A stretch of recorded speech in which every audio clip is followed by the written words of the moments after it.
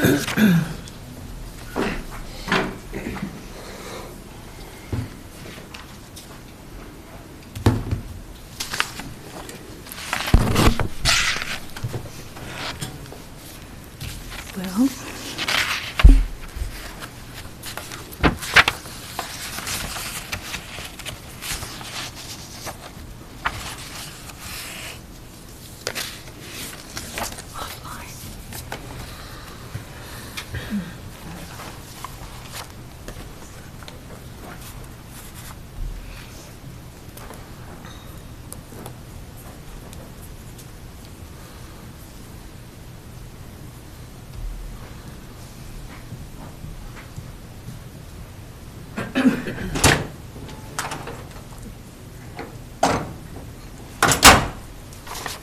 good morning. I'll call the Cook County Board of Commissioners regular meeting to order on this day, November 12th, where our mission is supporting community through quality public service. Please rise for the pledge. I pledge allegiance to the flag of the United States of America and to the republic for which it stands, one nation, under God, indivisible, with liberty and justice for all. Any adjustments to the agenda? There being none, motion to approve. So moved. Second. All in favor? Aye. At this time, the beginning of our meeting, we do take public comment. I can address the county board in a matter of county concern. When invited, please step up to the table by the microphone and please sign in. Public comment is limited totally to 30 minutes. County board could at times answer a question, but it's at our board's discretion. We may agree to address matters later on at the end of the meeting. All discussion should be respectful in nature and must be directed at the board, not at other members of the public. So whoever would like to speak, please step forward. First out the gate. Morning. Morning. Good morning.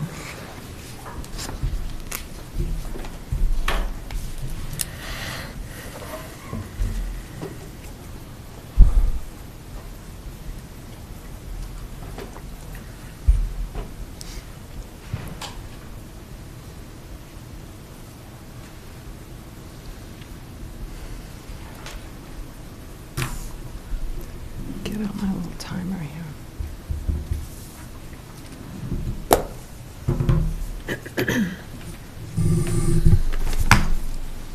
My name is Susan Perrin. Schubert. Madam Chair and Commissioners, as the review and discussion of the proposed designated border-to-border route continues, our group wants to be sure the Commissioners have accurate information for their due diligence on whether or not the proposed route is a fit for Cook County and for our unique watershed. As stated in the vision statement of the One Watershed, One Plan, the Lake Superior North Watershed contributes to a globally significant freshwater body. People worldwide value the area and recognize the numerous challenges facing its unique and sensitive resources. My purpose here today is to correct some misinformation that continues to be spread about the B2B proposal, ask for the Commissioners to thoroughly investigate this proposal, weighing the facts carefully before determining if it makes economic and environmental sense for the county and for its residents. Finally, to ask the Commissioners to come to a decision on this proposal and to communicate that decision to the Minnesota DNR, specifically whether or not Cook County agrees to the B2B proposal for publicizing a border-to-border designated OHV touring route on Cook County roads. There are a myriad of hard and soft costs and potential environmental impacts that are not fully understood or thought out with this proposal in its current form. While taking a stand against accepting the proposal is a win-win situation. It takes nothing away from the county or any existing or future user. Now I'd like to highlight some of the key pieces of misinformation to correct. Regarding the 2015 legislation, there is no legislative mandate to specifically create a border-to-border route. The legislation reads, quote, "to address off-road touring routes and other issues related to off-roading activities." That's it. We have a copy of that in your file. This is important because it means there's no legislative requirement that the route comes to Cook County. The DNR could consider many other options with minimal environmental impact. Regarding advertising and promotion of the route, the fact is the proposed route would be and is currently nationally advertised. It is currently on the National Off-Highway Vehicle Conservation Council website, along with another national initiative. The NOHVCC is based in Montana, and their annual meeting is in Reno this year. We have a photo of the website in your folder.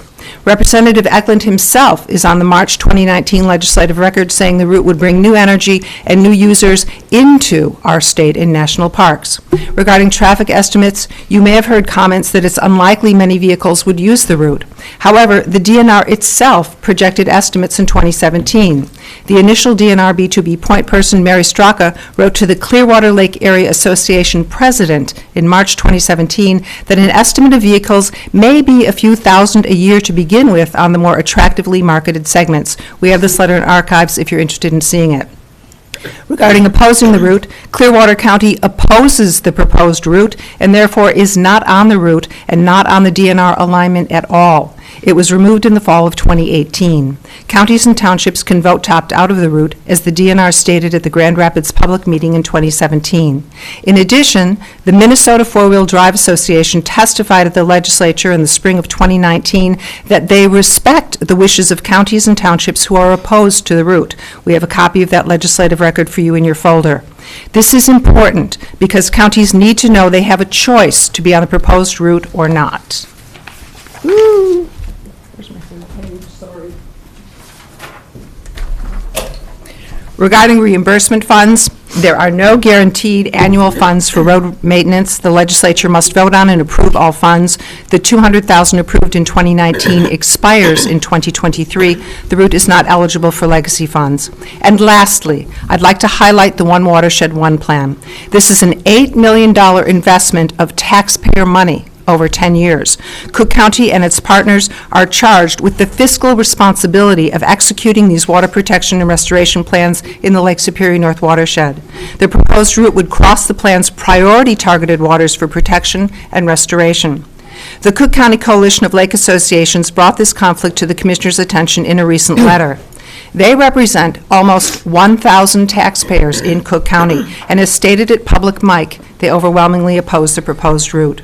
We urge the Commissioners to get input from Cook County Soil and Water, the Cook County Invasive Team, and the Minnesota Pollution Control Agency on the environmental risks the proposed route would have for our watershed. As a nature-based economy, the county cannot separate the future health of our watershed from the future health of our economy. To jeopardize one is to jeopardize the other. Thank you all for your service and for giving the cumulative long-term effects of this proposed route that would have critical impacts to the future of our watershed and to future generations of Cook County the time and thoughtful, informed scrutiny it so rightly deserves. Thank you. You keep referring to a folder. I don't have a folder. Oh, no, I'm going to give you a folder right now, sorry. Okay. Oh, I'm a little, my brain is frozen, what can I tell you? This is first. Should I just pop it on here? Sure. There's one on it. Okay. Right here.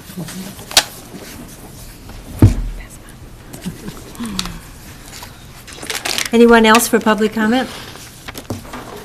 Then we'll move on to the consent agenda. Does anyone care to pull anything? I'd like to pull C. See?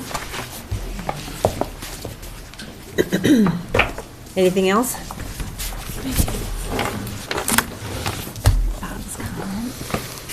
I'll make a motion to approve the consent agenda, pulling C. Second. All in favor? Aye. Opposed? Same sign. Okay, we're looking at C then. I'd like to know the hiring process, who interviews, who scores, who determines for a job like this. Pam's here. Bobby just asked for item C, how the process works. On the consent agenda. Morning, Pam. Chair, good morning. Can you repeat your Good morning. questions? Oh, I'd like to know the process on how this job is hired for the experience. Why is, who interviews? So you're asking about the process we use to select Yes, and hire? yes. So we start at stage one. We receive applicants in through our electronic hiring system, applications as well as resumes. And we will review that initial set of applicants for minimum qualifications, which would include education, any licensure required, type of experience, and years of experience. And that's outlined in the job description. We rank the candidates based on, applicants based on that, and then we will take the top applicants who have the minimum qualifications and move them into now a candidate for the position. We send those to the hiring manager for review, and the hiring manager will review that, approve that we move those people forward into an interview process. Interviews are conducted using a panel, having HR representation, the hiring manager, and one or two other individuals, either from within the department or outside of the department, depending on the hiring manager's preference or the position. For example, when I was hired, I had someone from PHHS as well as administration. We will pull, if the position has been hired in the past, we will pull interview questions that have been used in the past, review those questions with the hiring manager, match them up with the job description to make sure they're still covering the essential functions of the job. Once we have the interview questions selected and the panel members selected, we'll have interviews scheduled. And I will create a ranking or a worksheet ranking form for each question. So our rating system right now is a 1 through 5, 5 being a superior answer, 1 being minimum. Each panel member will have the interview question along with a ranking scale that identifies what do we, for this particular question, what do we mean by a 5 compared to a 3, compared to a 1, or in between. So we add some meaning behind that so that as panel members are listening for answers, they're able to correctly rate. Once all panel members have gone through each interview, those rating sheets are sent to me, and I will compile that data into an Excel spreadsheet and identify the top 3 candidates based on the overall scores for each of the questions that were responded to. Those then go back to the hiring manager, showing who came out 1, 2, and 3, or in some cases 4 and 5, depending on, again, the position and how many candidates we had going through the interview process. And then the hiring manager will make a determination based on that.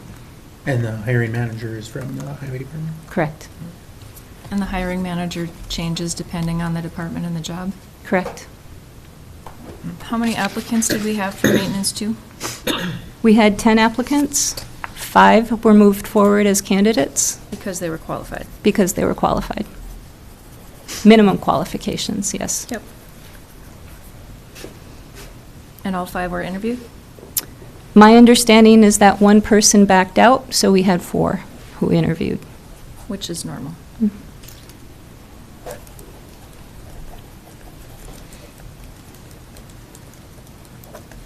Were the rankings close? I don't need to know the numbers.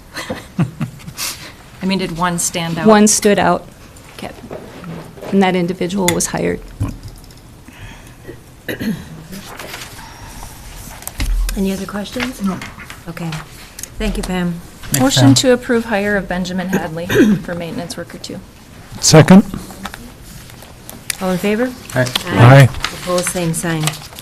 Before we move on, I'd like to thank Stacy for being so up-to-date with all of our secretary's notes. I appreciate that, because when I go through things, it's like, oh yeah, well, that was back in September, but it's right back last week, so thank you for doing that. Okay, we're going to move on to our public hearing with Brady. Brady, we We have to wait till can't. 9:30? I think we Okay, we should better wait do till that. 9:30. We're going to move on to Bob then. He's here waiting for us.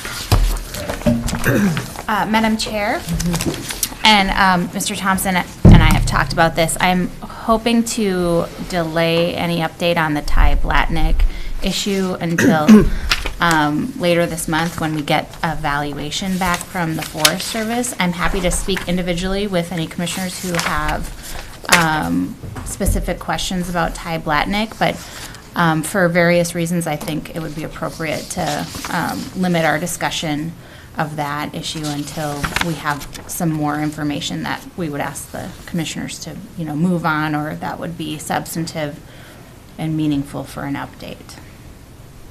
Okay. Yes, thank you. I was in a meeting last Thursday discussing this topic with the N Club, so I will not do that from what you're telling me. Yep, why don't you and I have a conversation, if possible, Sure. later Okay, today? fine. Thank you. Yeah, I was going to give a report at the end, but we can wait. Good morning, Madam Chair and Commissioners.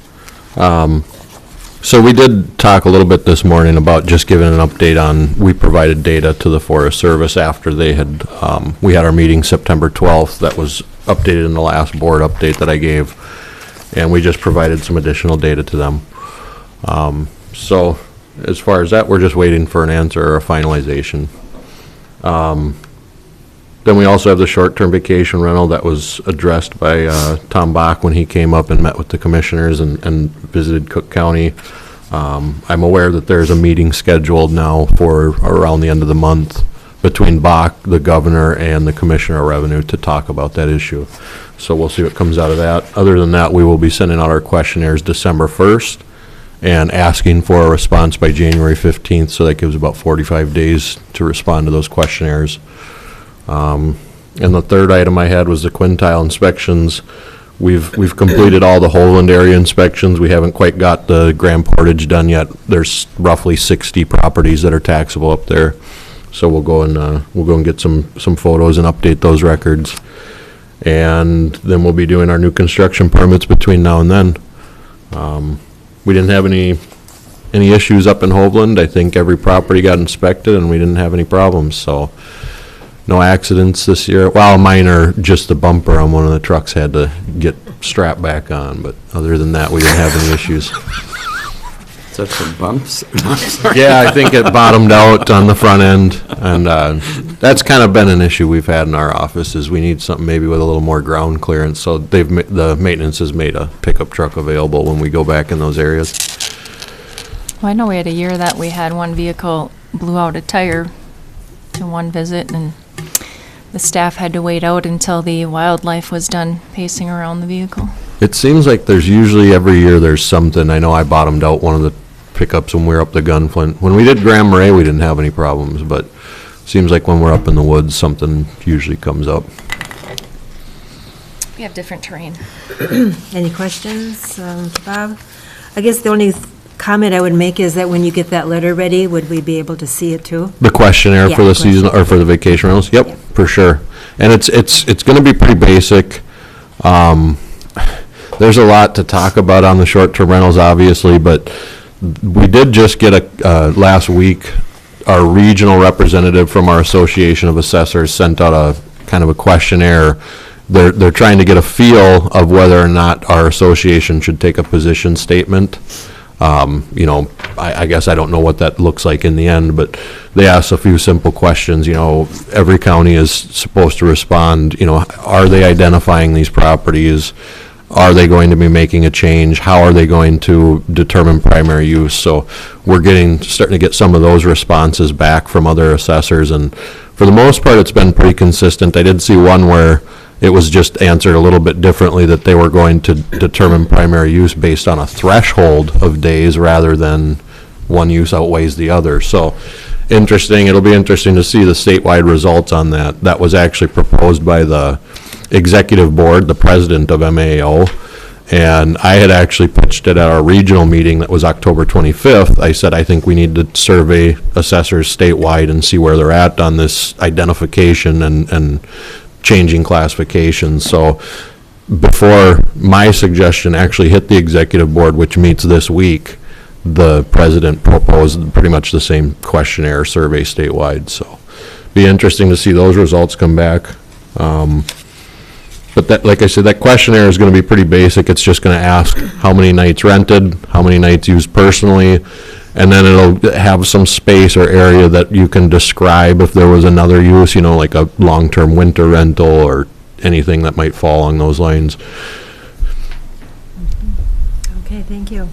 Commissioner Mills? So you've got about 60 properties-ish to finish this quintile up? Right, up in Hovland, or up in Grand Portage, and those are properties that basically since I moved here, we've been, you know, putting it on the list for, you know, the back burner and talking about getting up there just about every year. This year, I think we have the time to do it. You know, we've got 5 months or more to get all of our data entered into the system, so we've got some time here to work on other projects, and Hovland is getting a very thorough review. We created all new land tables. I think I've updated you guys on that before, and we have for each zoning district, we have a land table that can be adjusted separate from the others. We've got, I think there's about 8 neighborhoods we created for different areas of Hovland based on their access and different things like being on and off grid. Another thing we actually started to do this year is measuring road frontage for a property. That was, I think it was asked of us a couple of years ago they wanted some statistical stuff on taxing districts based on how much road they're plowing or servicing, maintenancing, and so now we've got about 8 different roads categorized from everything from the Highway 61 pavement, county pavement, to a minimum maintenance private road, so we'll have all that data. It's going to take us 5 years to get the whole county, but I think it'll be useful for the highway department and other reasons. Very good. And then after, what's the next quintile? So the next area is called Greater Grand Marais. That goes everywhere from the edge of Hovland all the way down to Pike Lake. So up to the edge of Lutzen, and includes Devil Track Lake. So a lot of properties in our next quintile. It's one of our busiest years. I think there's almost 1,800 improved. So yeah, that's going to be luckily we don't have to drive as far, but we've got a lot of work to do. Mm-hmm. Kirk? So you've got a lot of questions and concerns with the classification of vacation rentals. Have you been able to address those with Tom Bach before he meets with the governor? So we talked when he was here, and, you know, I think that as of right now, he's kind of just in the initial scratching the surface of this stages. I know the people who have been bringing those questions up, some of the organizations, Visit Cook County and the Chamber, and some of the local businesses have addressed their concerns with Tom Bach, and those are the appropriate channels. I really don't have any concerns other than the fact that, you know, obviously this is a big change, and that brings a lot of questions into my office, and the strain on the office is a little bit greater, but, you know, any concerns or issues are addressed through the individuals that are concerned. Okay. Thank you. Mm-hmm. Okay. Anything else? Mm-hmm. All right. Thanks. Thank you, Thanks, guys. Bob.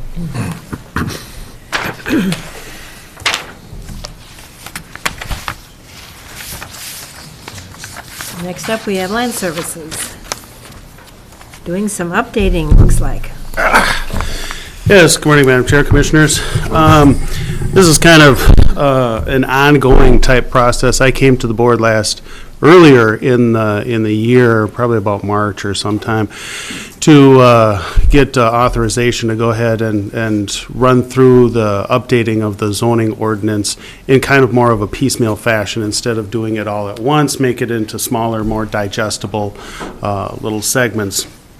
And we had found ourselves rather busy this summer. Our number of CUPs and variances and things was more than twice as much as what we typically have in a year. And so we really hadn't gotten around to going through this process. So we're actually now still at the beginning stages of it. And what we have for you today is basically modifications or proposed modifications to basically the definitions and some of the uses found in Article 4.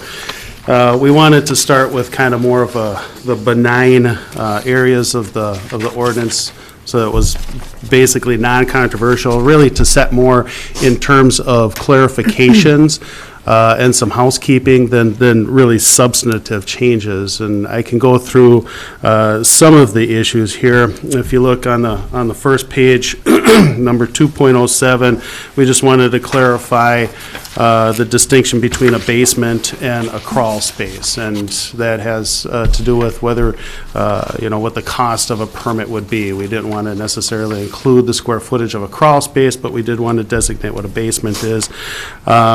A boardwalk, this is one where the Planning Commission, when we brought it to the Planning Commission, we had our public hearing. Planning Commission discussed it, and really there was only 2 modifications that they wanted to propose in with the language, and those are in green here. And I will go back and say that after publication and prior to and including the public hearing, there was no public comment whatsoever on any of the proposed changes that were there.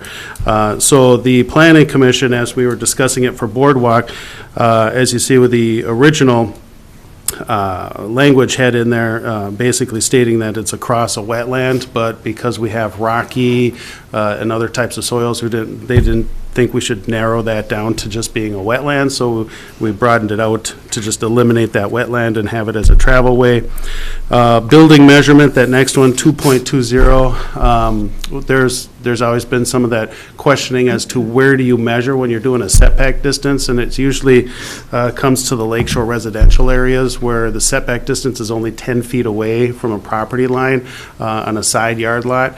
Where do you measure? Do you measure from the roof overhang, or do you measure from the side of the building? And certainly the taller the building is and the shorter the roof overhang, the less important it is, but you have some shorter buildings with a very long overhang, particularly log ones have large overhangs, so it can make a difference. So we basically wanted to get it squared up so that basically it is to the side of the building, providing a 2-foot roof overhang as being exempted or included in with that. If it's more than 2 feet, then we would start measuring from that overhang. The other change that the Planning Commission wanted to put in is on the second page in section 2.39, where we talk about habitable structures. We had that list. It said including, houses, bunkhouses, yurts, blah, blah, blah, but they wanted to have it so that it's not limited to just what's in that list. We have kind of a wide variety of structures that we find acceptable for habitation in our county, and so they wanted to have it to be included but not limited to those items in that list. On the third page in 2.91, we just wanted to get the vacation rental definition more in lines with what's actually in our recently adopted vacation rental ordinance.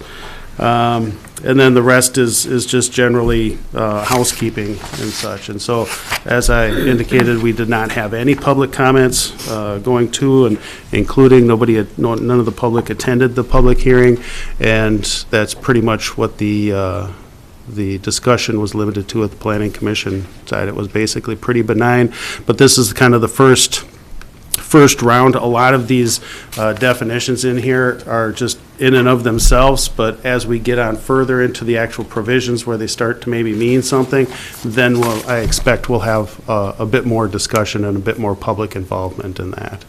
So the Planning Commission did recommend unanimously for approval of these proposed amendments with the 2 suggested changes that they had. Okay, and did you post this on your website? Yes. Okay, so I can tell folks they can go here and look. It'll be republished again, too, if it's, yes. Right. The 2.70, the tourist home, I think is a interesting title from years ago. Yes. We've certainly moved beyond that, haven't we? Questions or comments? Commissioner Mills? For 2.91, the vacation rental home, Yes. considering the talk about yurts, dwellings versus buildings, I find it interesting. I guess I'm questioning why the language of a building is used in that, and why not just vacation rental instead of home? A similar dwelling that is advertised, because I thought that's where things were. I thought that's where the direction things were, was that a yurt is also considered, falls under that regulation of a vacation rental. And so since dwelling was defined previously, I thought it might be appropriate to use there, or is that get into a circular definition? It does, Commissioner Mills and Madam Chair, that definition of home or dwelling can kind of be interchangeable. I mean, if we could actually even just strike the term home. Right. And then that would include all of that. The definition kind of includes what it all is. And, some people use yurts as homes, and it's their dwelling. And so it's not, for the legal aspect of it, I don't believe, and the county attorney may be able to answer that, I don't think it crosses too much of a line as to whether it's a dwelling or a home. Well, I'm sorry, I guess there's two different things in the 2.91 that I was trying to address. Okay. The first one is just the word home, and you just spoke to that.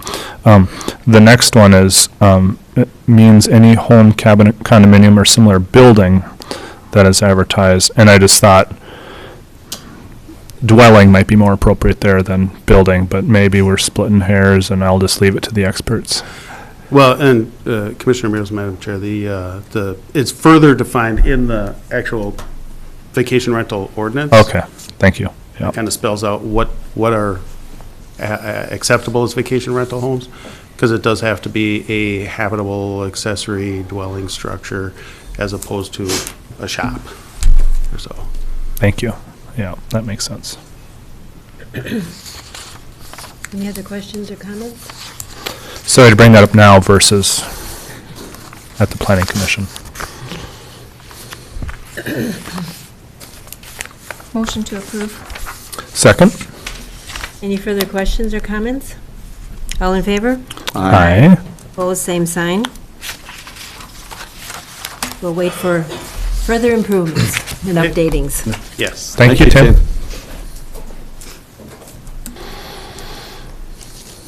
Okay, so moving over to Brady.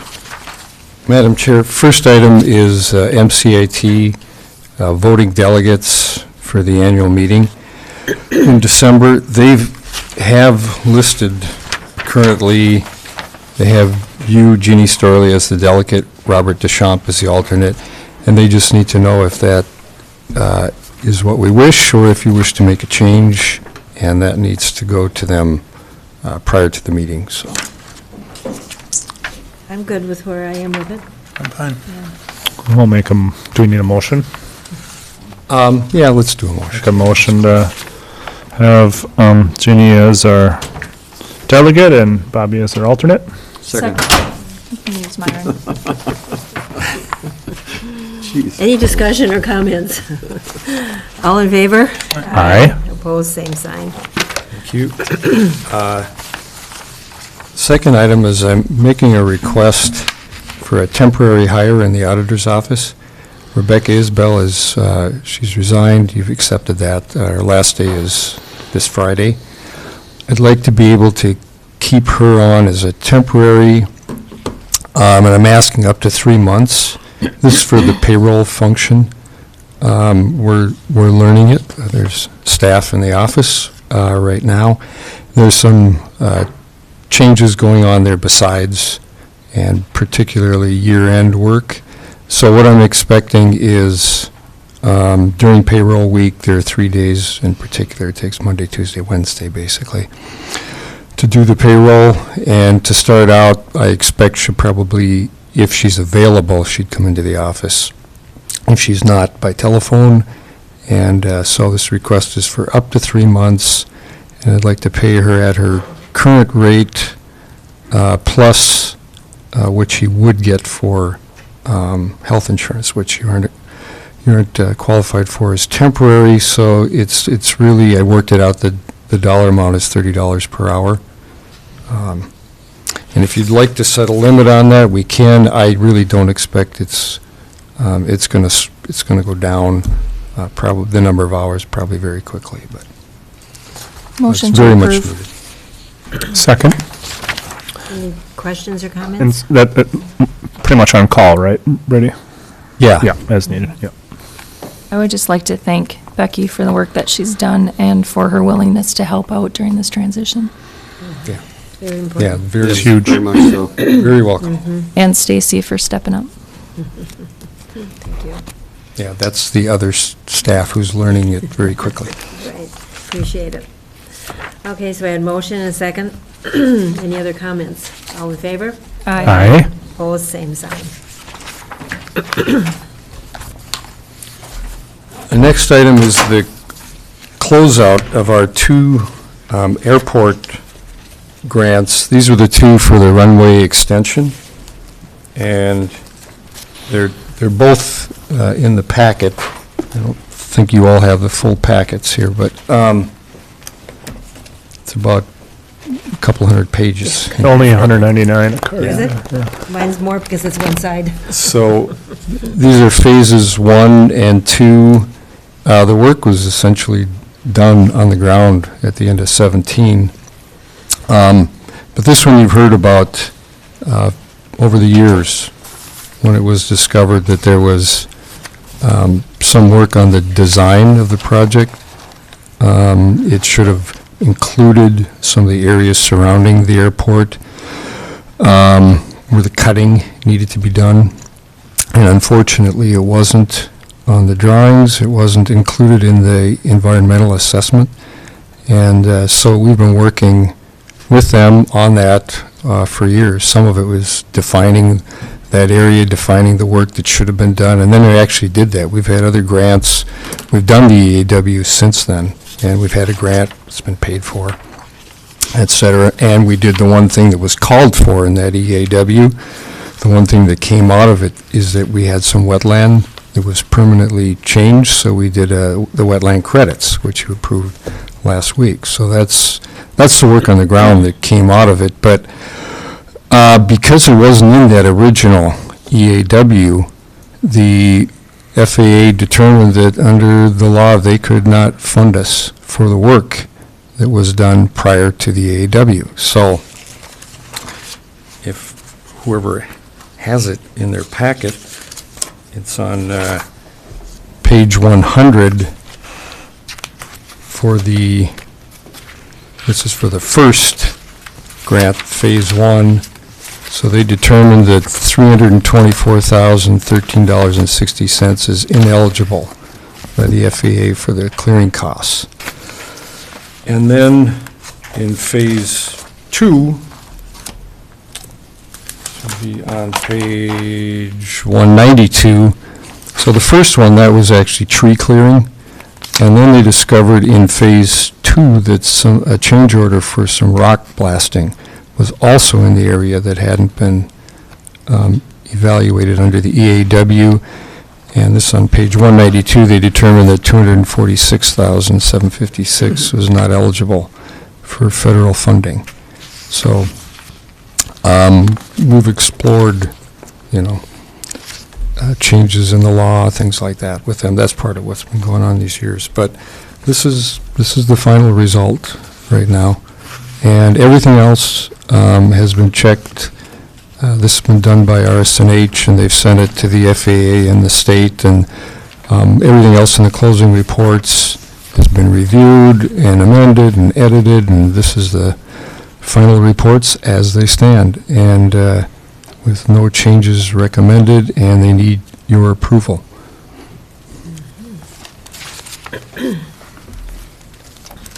A lot of work has been done. Is there much work in the future that you can see? Yep. Okay. Oh, there's lots of potential work, yeah. Those trees just keep growing and you can't fly through them. More trees have to come down? So, Not come down, they need to continue, unless you know how to Yeah. you're a you're a plant person. If you can stunt the growth of a tree, just let me know. Yeah, it's unfortunate, every single thing that was done was things that are required. In fact, you can't run the airport unless you cut all those trees, unless you remove that rock, blasting the rock, everything is required and is normally eligible for funding. But Okay, questions or comments? Madam Chair? If I can just speak briefly on this, I have a related matter for the board to consider.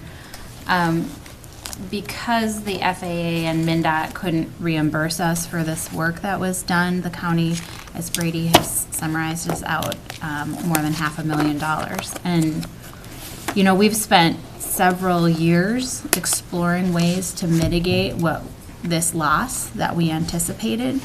Now the loss is kind of coming to fruition through the closeout of these reports. What I would advise the board is that I don't think we need a motion, but if you can by consensus kind of approve me to reach out to outside counsel or a consultant to explore whether there was some negligence here on the part of other entities, not the county, that led to this financial loss, and then explore whether we have a chance at other parties contributing to reduce the financial loss to the county. We need to see what would our likelihood be in recovering our loss, at least part of it, if not all of it. You know, the county did its part, did its due diligence in seeking out and hiring professional services to guide us through all the very complicated layers of federal regulation and federal law that are existing in the construction of airports. And, you know, some decisions were made that I think are pretty clearly erroneous that led to this loss. So I'm going to be reaching out, and I may have a funding request in the future to help pay for that. But, my advice would be to move in that direction, because whatever we spend in, you know, legal services to recover this is likely to be far exceeded by the potential loss here, or the actual loss. So The legal fees are going to be more than the $500,000? opposite, Okay. yeah. I just wanted to make sure that's what you said. Yeah. Go ahead.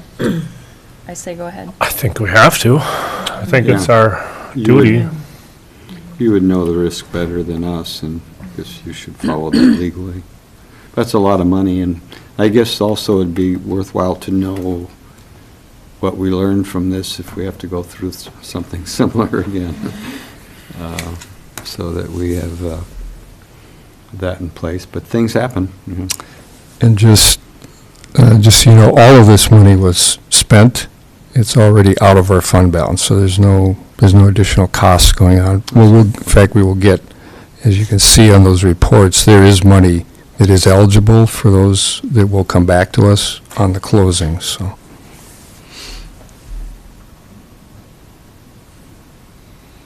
How much was that? 124? On each, let's see, on the second grant, there's another 72,447.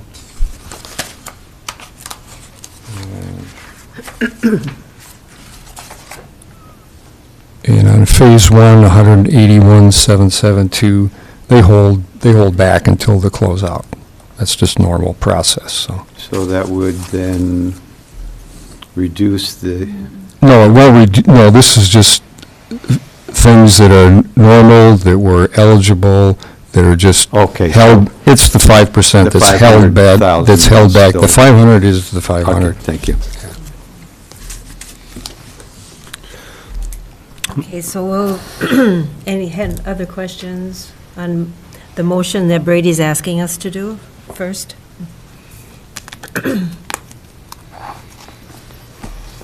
I'll make a motion to approve the closeout reports for phases 1 and 2. Second. Any further comments or questions? All in favor? Aye. Aye. Opposed, same sign. Thank you. And then to Molly's request, I think we can reach an easy consensus on that she go ahead to pursue that. Okay. For sure. Thank you, Molly, on that. There's still 15 minutes to the public hearing. Oh, Right.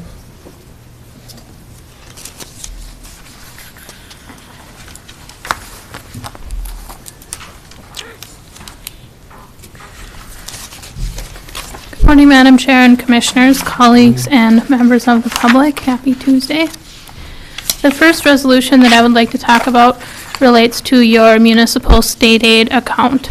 Now, before getting into the details of this resolution, the best way to look at it is that when we receive our state aid money, it goes into a municipal account, which is spent on maintenance or construction within cities, or it goes into a regular account.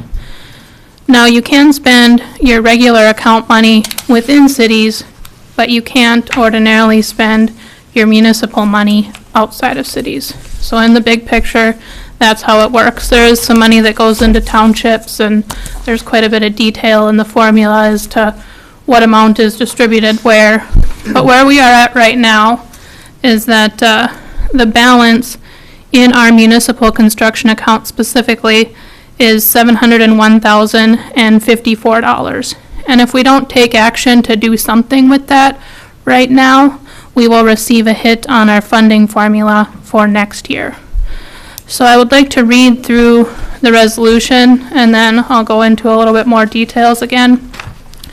Whereas Minnesota Statute 162.08, Subdivision 4, Part D, provides that accumulated balances in excess of 2 years of municipal account apportionments may be spent on projects located outside of municipalities under 5,000 population when approved solely by resolution of the county board. Now therefore be it resolved that the Commissioner of Transportation transfer all funds in excess of 2 years apportionment into the regular construction account, and that amount is $85,042. So the first project that comes to mind when we talk about our municipal account or municipal needs is Fifth Avenue West in Grand Marais. We're working on that project. Once we decide what the preferred alternative for the future of this road out here is, we will know if we need right-of-way. We can purchase right-of-way. We can continue with project development and maybe deliver this project in 2023 or 2024 is what we're looking at right now. So in the meantime, this amount that would be transferred into the regular account can be used on other projects next year or the year after that or the year after that until we're ready to deliver Fifth Avenue West. And then when we are ready to build Fifth Avenue West, instead of using just the municipal money, we'll use regular money as well. So I tried to explain that in big picture terms. Again, there are quite a few details involved with the formula of how it gets there. But I don't want to leave folks with the impression that we aren't prioritizing Fifth Avenue West. We most certainly are. But if we don't take this action today or at the next board meeting, we will receive a formula hit in 2020. And that's the reason that I'm bringing forward the resolution today. Motion to approve the resolution. second. Any questions or comments?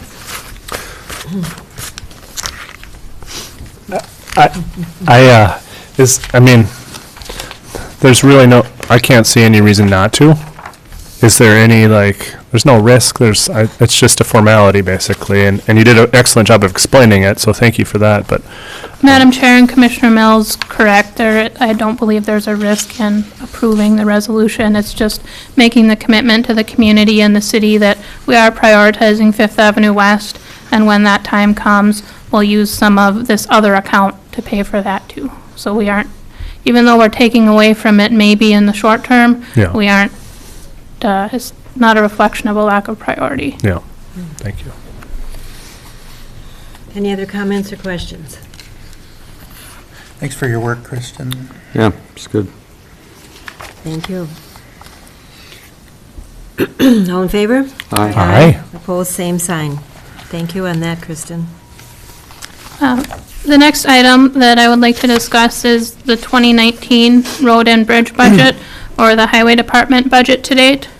There are two items that I would like the board to consider moving forward for 2020. The first being striping.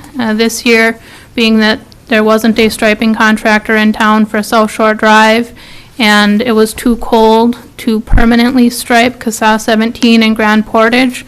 So that's just temporary striping that's up there right now, or what we call temporary striping. We didn't have a striping contractor here to do our maintenance work.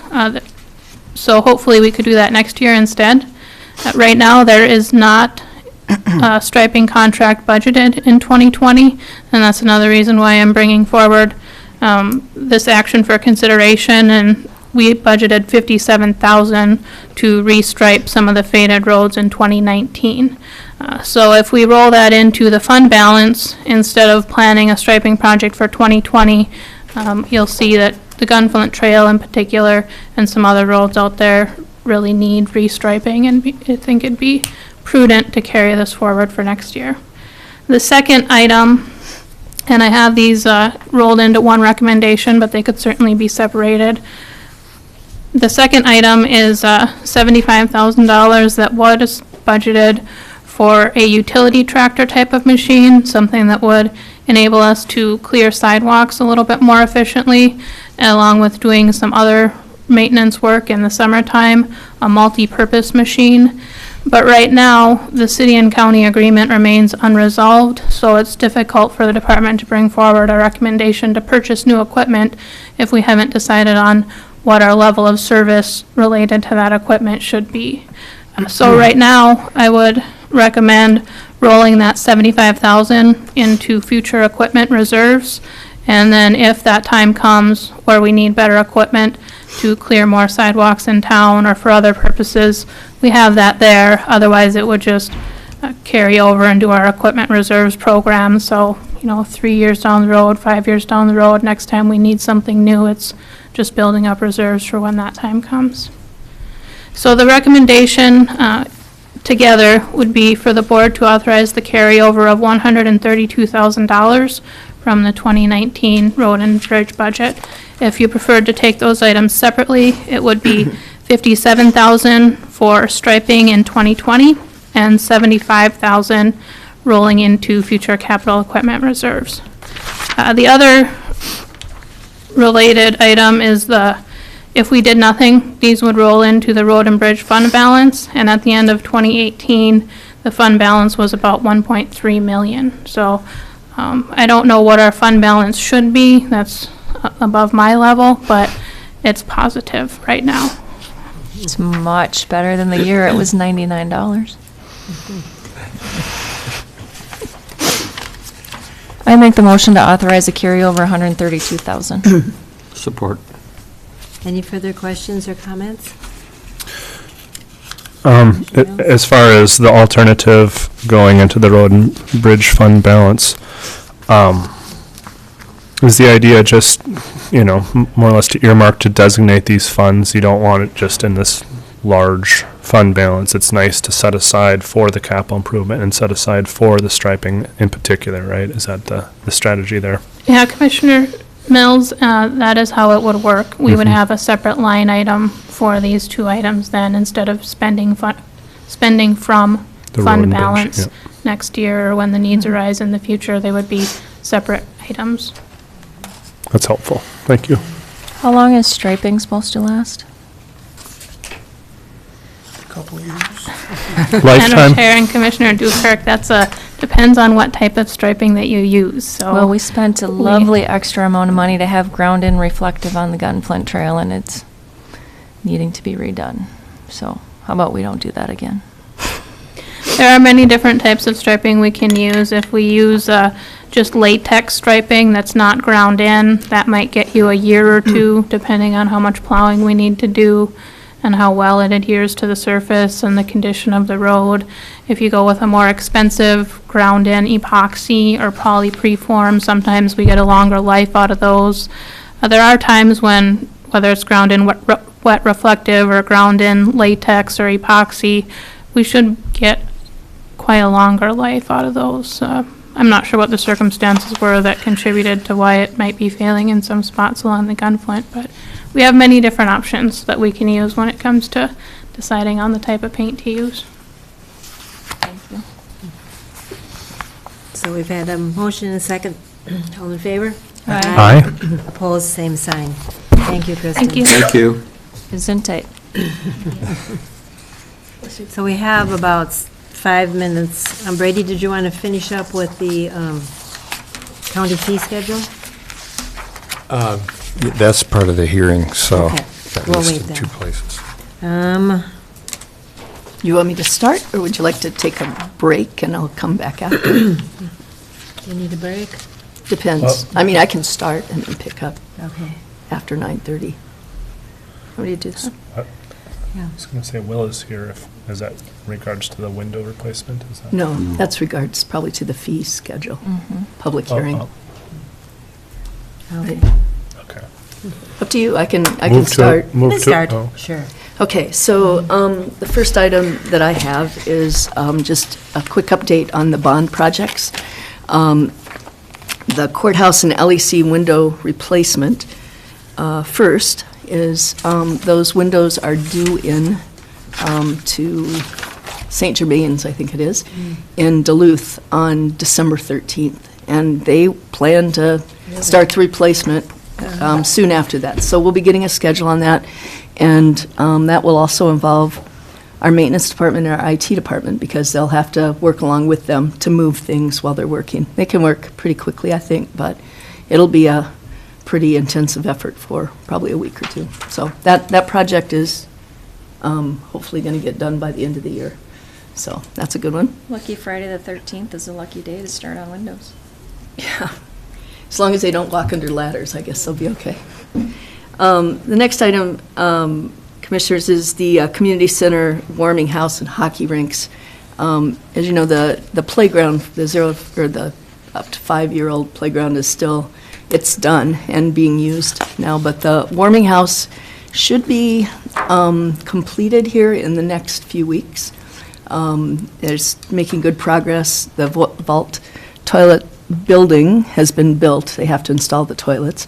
And it's all painted and trimmed out now, so the warming house should be hopefully functional here in a couple weeks. And I think it's a really great project for people in this community. I think especially the kids in this community get a hockey program going, and I think we should be proud. If you haven't stopped by there to look at that building, it's a really nice building. And I'm assuming with these cold temperatures, somebody's going to be starting making ice pretty soon. I don't know why they wouldn't be, but so it should be functional here in the next 3 or 4 weeks. The community center board is hoping to have an open house for the warming house too, so. Right. I'm sure you'll get an invite. Yes. The last update is on the Hovland garage, and it's coming along. The building should be done, we're hoping, by the end of this month. We've been out there a couple times, Commissioner Deschamps and Commissioner Bersheim and I, as well as Kristen. And we're doing a final walkthrough and creating a punch list on the 25th. We got an extension on our standard warranty from the building manufacturer. They're going to give us 35-year warranty on that. So that's kind of a good thing. We got that in writing. The other piece, and the highway department is hoping over those first 2 weeks in December to actually be moving into that building. So by the middle of December, the old garage will be vacated. And Commissioner Deschamps has gotten a request from the Hovland Volunteer Fire Department to use that building. That building, which was really too small for our purposes, we had equipment parked outside, would prove to be very helpful to the Hovland Volunteer Fire Department. If they were to park their 2 fire engines in there, the pumping station for the water to fill those is just, 100 feet away from there. So that would be very helpful for them. They're out of room, and as we know, the Hovland area doesn't have a good way to raise more money for those things. So I think what I'm asking for today is basically permission to continue to, pursue this a little bit, see what a lease might look like with them, to hand over the building, work with Attorney Hicken on that, and come back with a proposal to the board. I think once the building is empty, they can have it inspected, or they can decide then if they think it's safe or usable for their purposes, and we can give them the opportunity to do that. A lease would basically give them the building. It would stay where it is, but would turn over liability for that building to them. So, and the maintenance of it. It potentially saves a small amount of money. $15,000 was designated for demolishing the building and removing it. So, and I think it would be very helpful to one part of our community if we could do that. So the proposal or the request is just to allow me to continue moving forward with seeing if that's a possibility to bring you back a lease or a more formal proposal. I support that. Okay. Any objections? No. So it is 9:30, so we'll pause on this and come back. Okay.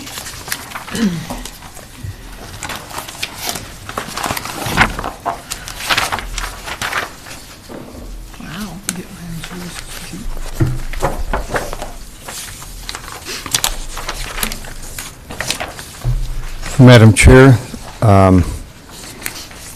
if you open the public hearing, or is it open? We open the public Okay. hearing, yes. Then there's a summary in your packet, and then I handed out for the large changes what came directly from the departments. So on the summary, the first one, and in the summaries I gave you, is the community center, and they're asking for 4 changes. You can see all of them are for individuals and businesses who make money there or provide a service that is not under a nonprofit umbrella. So moving from $15 to $20 for a social room per hour, 4-H building conference room, moving from 10 to 15 per hour for the arena, moving from $20 to $30 an hour, and for the kitchen, moving from $10 to $15 an hour, and then adding a $10 per hour for entrepreneurs.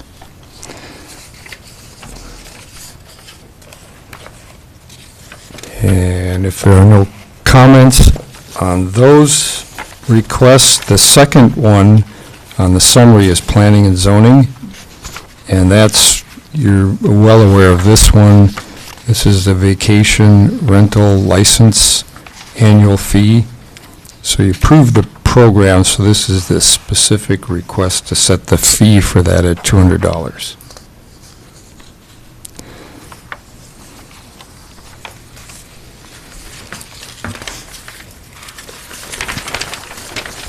Not hearing any comments. The next set of requests are from the sheriff and for the jail. First item is the civil process fees to go from $45 to $75. This is for service completed or attempted, and civil process mortgage foreclosure sales going from $45 to $75. And in the packet I handed out this morning, you can see the survey they did of other counties, some justification showing how low our fees are. I got some clarification from the sheriff. These are fees that go to attorneys, basically, when these requests are made. They are not fees to individuals.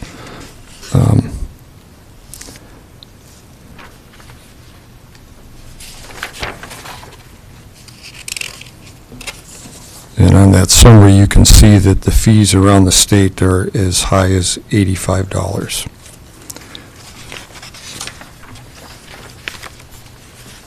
So when you say these are attorney fees, you don't mean our county attorney, do you? We're not just moving from one department to another? I don't believe, Which category are you in? this is the sheriff, county jail, civil process, service completed or attempted, and civil process mortgage foreclosure sales.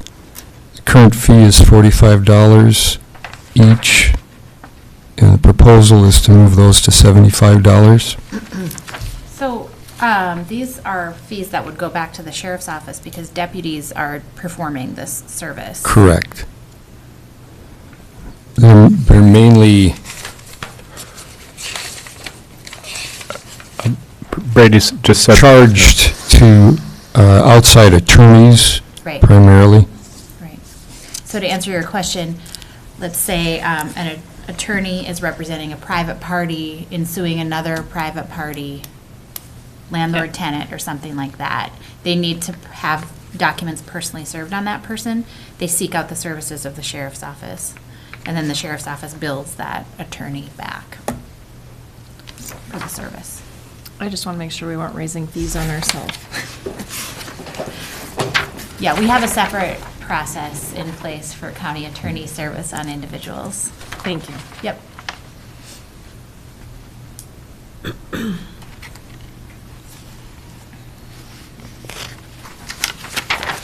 So over a period of time, this has gone up over the last year or two, or what is the thought on raising it now? Well, Will is here to speak to that. Oh, okay.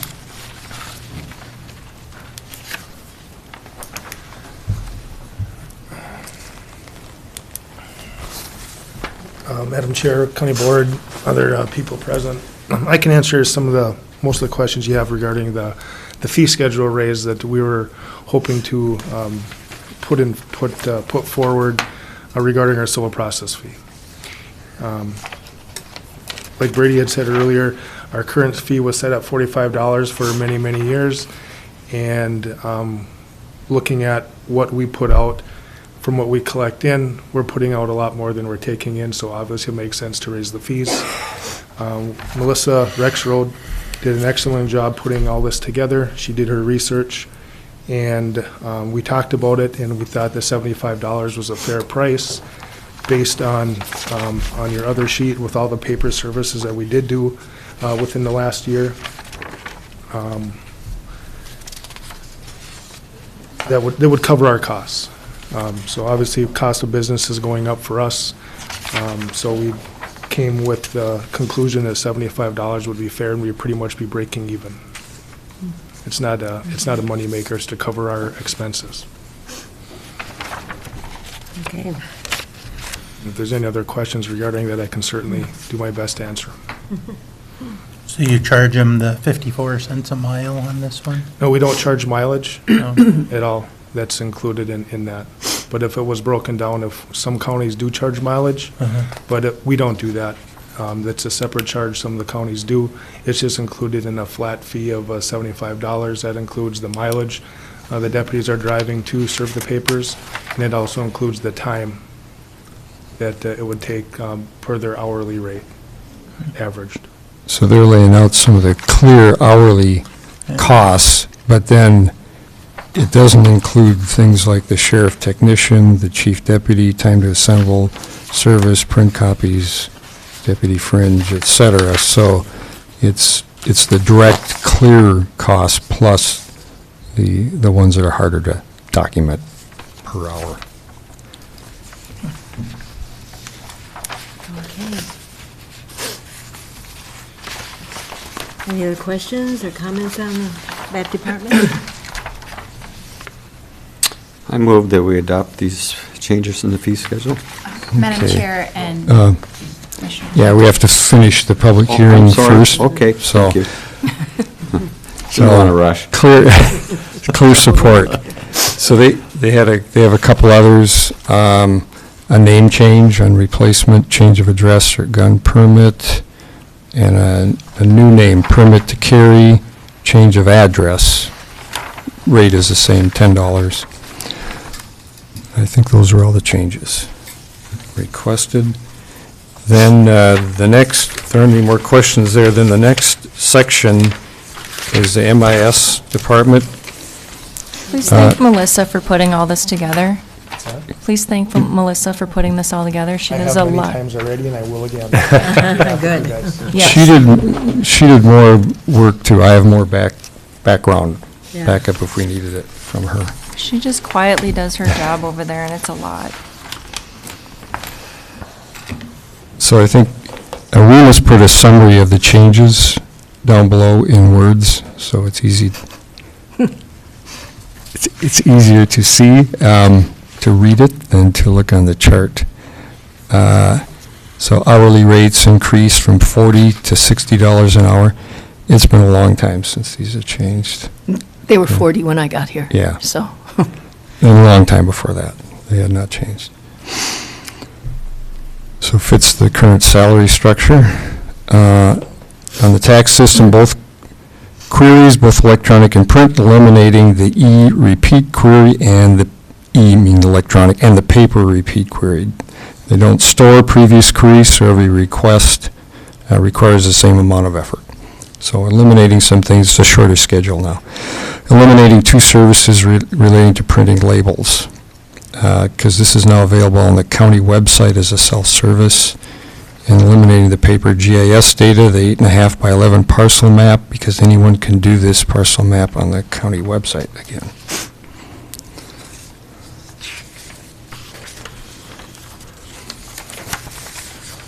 Any questions on those? Comments from the public? So then the last big grouping is the human services. They had a number of changes. They eliminated adoption home study, adult foster care, updated some wording and chemical dependency, and then they changed the fees in child care legal non-licensed from 25 to 40. The child care licensing initial down from 150 to 50. Child care licensing renewal from 200 down to 100. Eliminated custody study, eliminated employer-requested CD program, hepatitis B vaccination eliminated, homemaker eliminated, MAN2 testing eliminated from their fee schedule. And then updated a couple of wording changes. So the $3 amounts are the 25 to 40, and then the reduction from 150 to 50 and 200 to 100.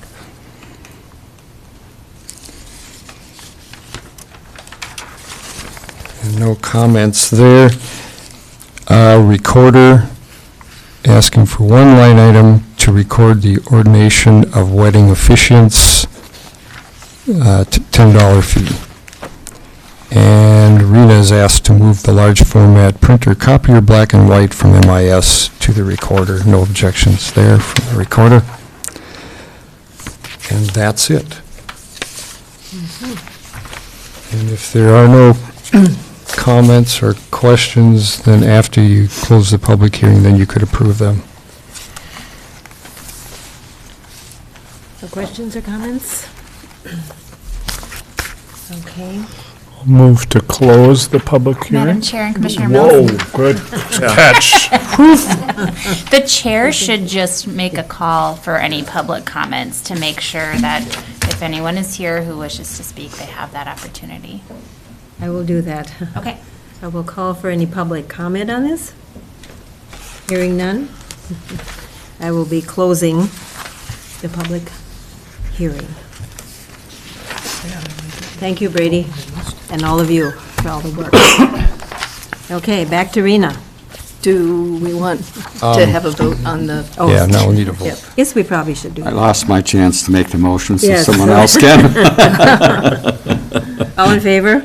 Aye. Is there a motion? Was there a motion? There wasn't a There wasn't a motion. motion.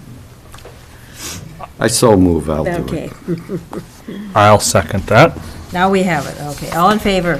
Aye. Opposed, same sign. Okay, Now back to, the Hovland Garage. yeah, So I think it's, personally, I think this is worth pursuing. I think it would be a goodwill gesture if it can work out to an area of the county that doesn't get a lot of direct services from the county. And it contributes to public safety. So I guess I'm just looking for some sort of see if you have any questions first, but some sort of okay or a motion to say that we can go forward with investigating this. So I think it's an excellent thing to look into. My concern is, about the structure of the building, the liability there. I would hate for us to, I feel like we're in a better position as a county, like you said, Hovland maybe doesn't have the funds to do this, but we're in a better position to really assess that building to see if passing on the liability to them without us knowing what that is, I think is not fair. Sure. That could be a requirement of the lease that they have an inspection that we can review. Well, right, but what I'm saying is that something they can take on? Is that a fair burden? That was one of the discussions we had with them. Once the building's all cleared out, Okay. we're going to go look at it. Okay.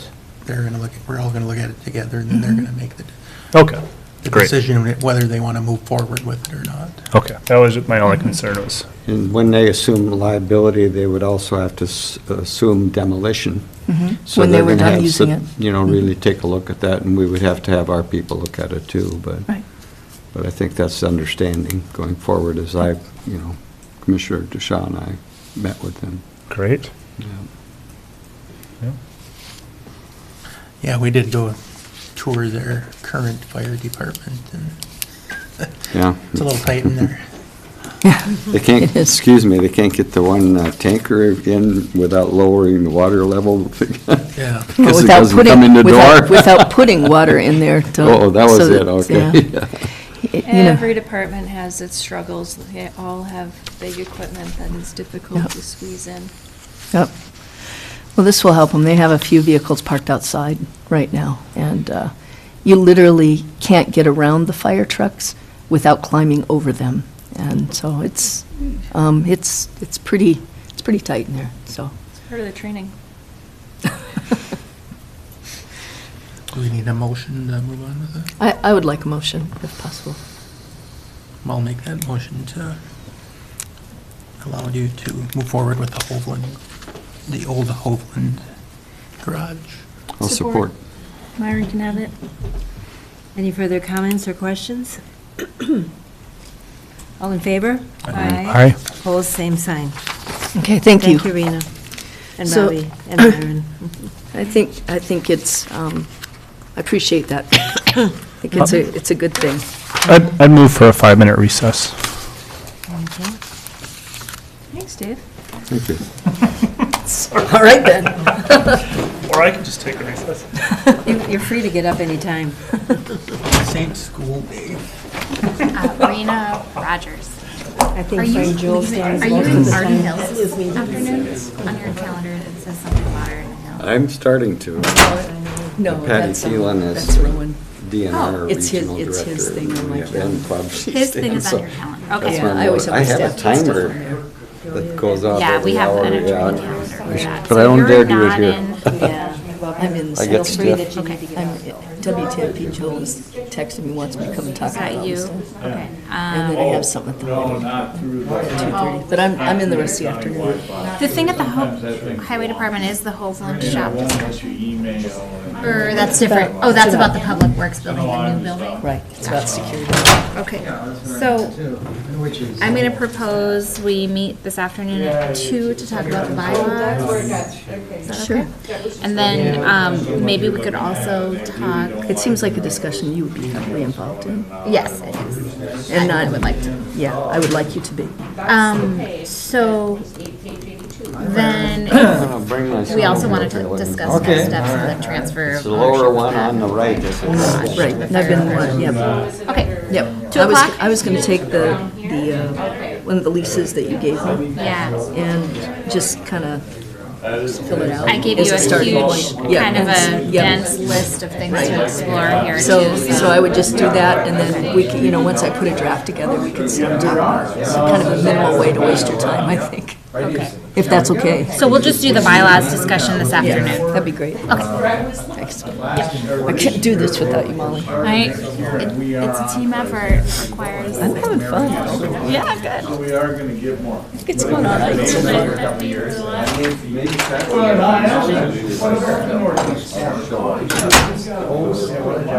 Still on the tail end. Northeast, right? Yeah, that would be the corner with nothing in it.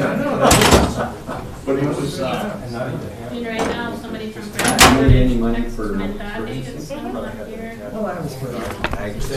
what they're doing with their sand trucks and stuff are unbelievable as far as how much dispense, the speed of dispense, that drivers dispense per mile, you know, I have no idea what. Get out there, Who do I make it out to? Keeping warm? It's not too bad. Who do I make it out to? First Just put a note on it, Thanksgiving. So Rena talked about the bond. Where are we at in the list? Okay, so that will go B, C, and D for me. Yeah, I've got all my mittens, and we were just talking about the ice now, and making sure you have your grippers on when you walk outside, and getting your mind straight to the time of year. The new simple slip-on And some of those technologies that. Neo's makes a pair of overshoes that has the cleats in them that you can put on. It's just all the winter reminders. Yeah, they say you should use them on floors. Oh yeah, it's super slippery. Take a different kind of dive. I needed to break these forward the hearing.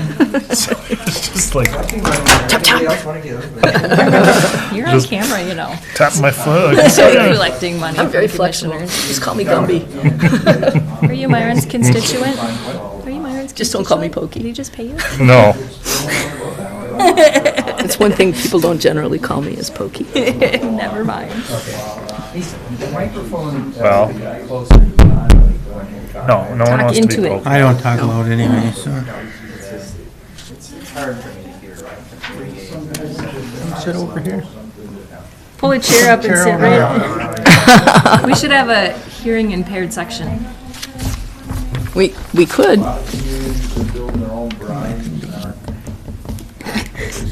Continuing to push it won't fix it. Have you seen the Unimogs in action, as far as equipment's concerned?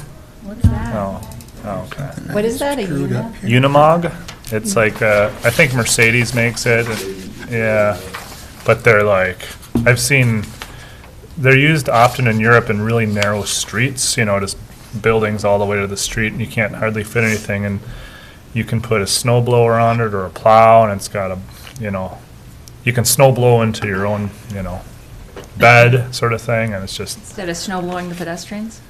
right, or having a truck side, I don't know, they're just really, Oh, I thought you I meant think- snow blow into your bed, like your behind No, bed. the bed of your Like, why truck. would you want to do that?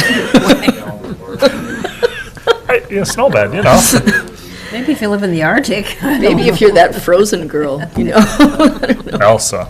Also, yeah. Now the song is going to be Or stuck Anna. in my head for the rest of the meeting. Don't forget Anna.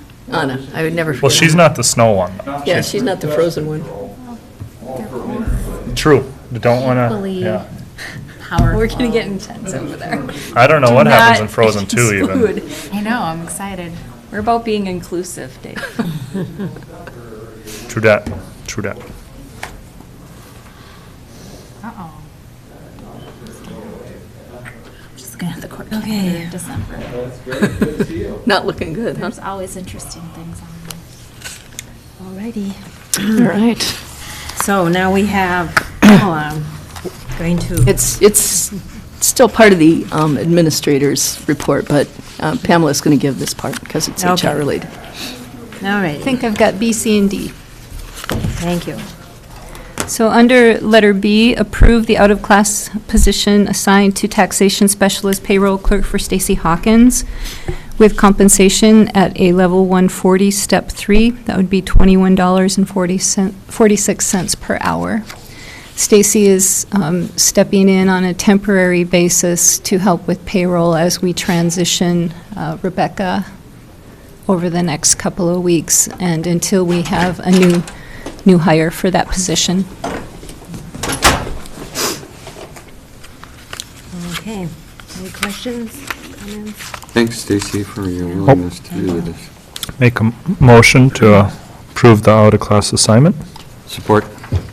Any So further since- questions or comments? Yeah, payroll's Monday, Tuesday, Wednesday. Does that contradict with duties in here on Tuesdays? No? We'll figure that out when we get there. Ask that question again, so I... Payroll is Monday, Tuesday, Wednesday. That was stated earlier, and our meetings are on Tuesdays. We very much appreciate Stacy's work in here also. Okay. Noted. I'll make sure that can happen. Any further questions or comments?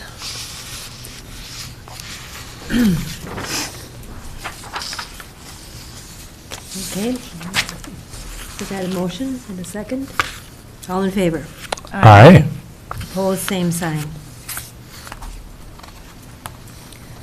Letter C, Madam Chair and Commissioners, we would ask that you affirm the resignation of Adam Nelson and approve advertising the current vacancy for an engineering technician 1 at the Highway Department. Motion to approve. Support. All in favor? Aye. Opposed, same sign. Letter D, approve out-of-class assignment for county administrator. This would move Rena Rogers to a class 260, step 6, at $51.14 per hour during her interim role as county administrator. Motion to approve. Support. All in favor? Aye. Opposed, same sign. Thank you. Thank you. Thank you, Pam. Thank you. Thank you. So I have one last item, and it has to do with the Kronos payroll project. I would like to propose that we cancel this project. I think it's my experience as a developer in the past, where these were always the most difficult kinds of projects that you could ever undertake when you try to integrate your financial systems and your HR systems. And it's really because there's so much data and different processes from different areas, and it can be a very complicated process. We knew that going into it, and we know that other counties, we did a lot of research on with other counties on their experiences, not only with Kronos, but with making this kind of a change.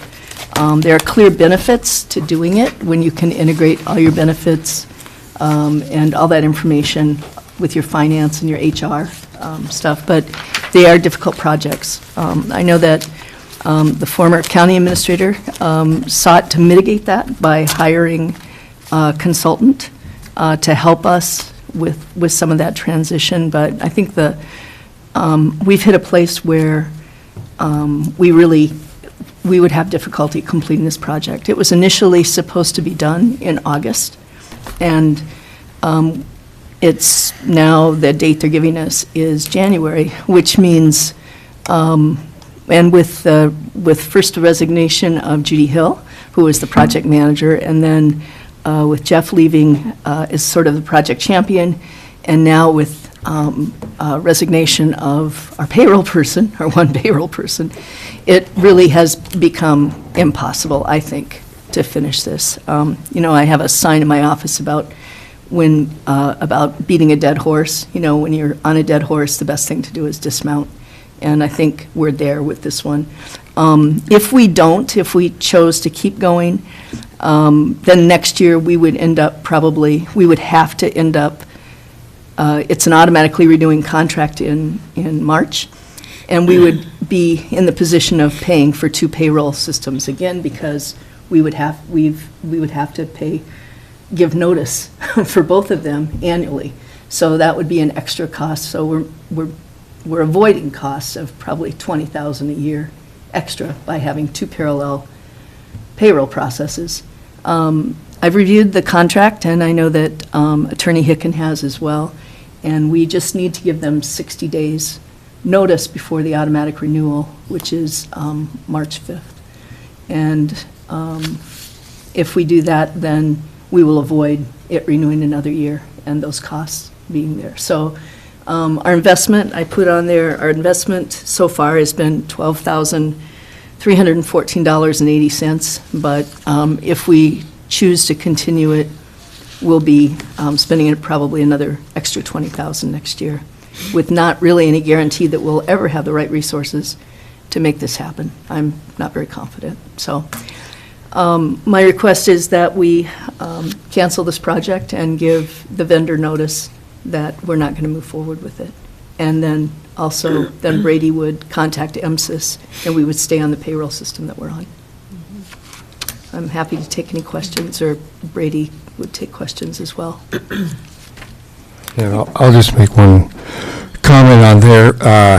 Also, I had made clear to them that I couldn't go forward with it when it went into January, because we've got a presidential primary coming up, and especially with losing Becky, I need all hands on deck for that. It's a brand new process, and they indicated they couldn't get it complete this year, so that really sealed the fate at that point.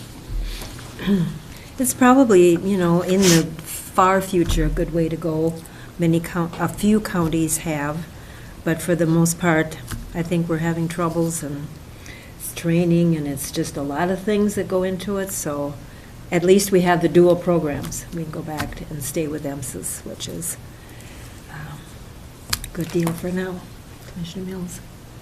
Yeah, I chatted with Brady a little bit about it, and I was disappointed to hear about the fragmentation of their company too, and it sounds like there's some silos in there, so to really have that integration is very challenging, and there are other counties in a similar situation that are paying double and for years and not really getting anywhere.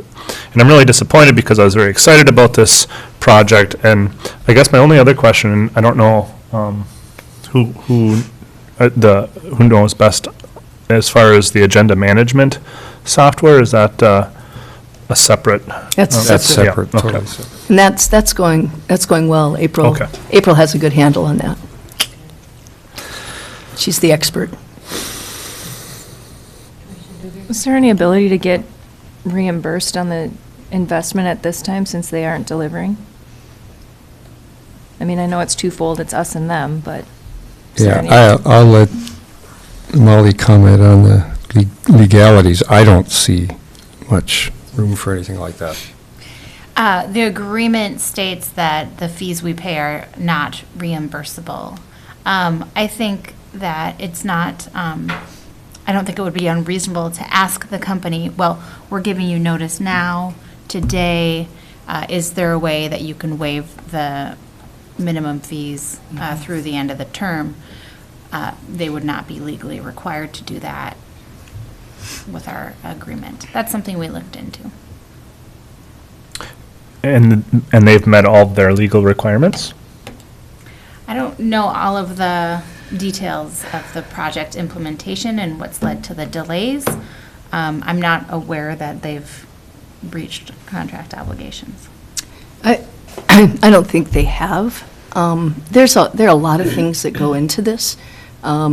We implemented their payroll system first, and the decisions that were made in setting up our org charts in the HR system, in the HR system, didn't play well with the way you needed to set them up in the payroll system. And the people who set up the HR system are no longer here. So it's just, as a company, I think somebody mentioned it's very siloed. And, we didn't set up one thing with a bigger goal in mind. And the changes and the complexity, we just didn't have the resources to do it. I think a lot of these companies that do this, commercial off-the-shelf, totally configurable products, are much different than in days gone past. They never show up on your site. They do everything over WebExes. They give you a lot of assignments. And if you don't have specific expertise, business analysts and people that are really dedicated to these projects, it's very difficult to do them with that kind of business plan, plan. So it just seems to be the trend, but it's hard for small organizations like ours to have the right people in place to be successful.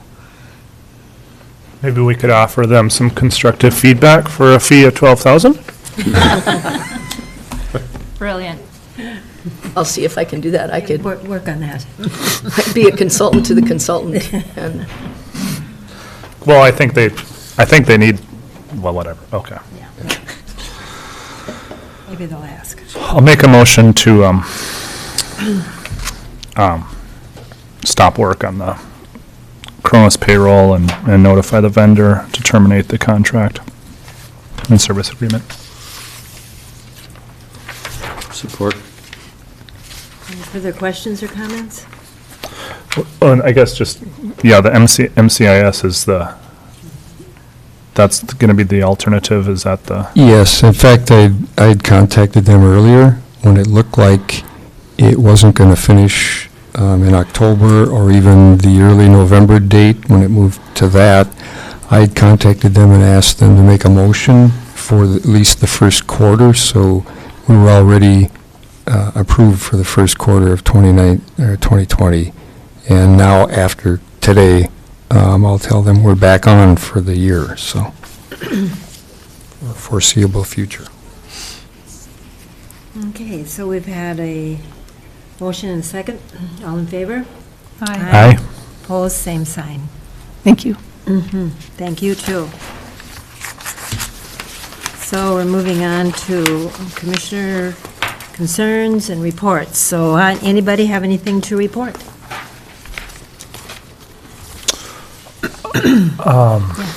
Well,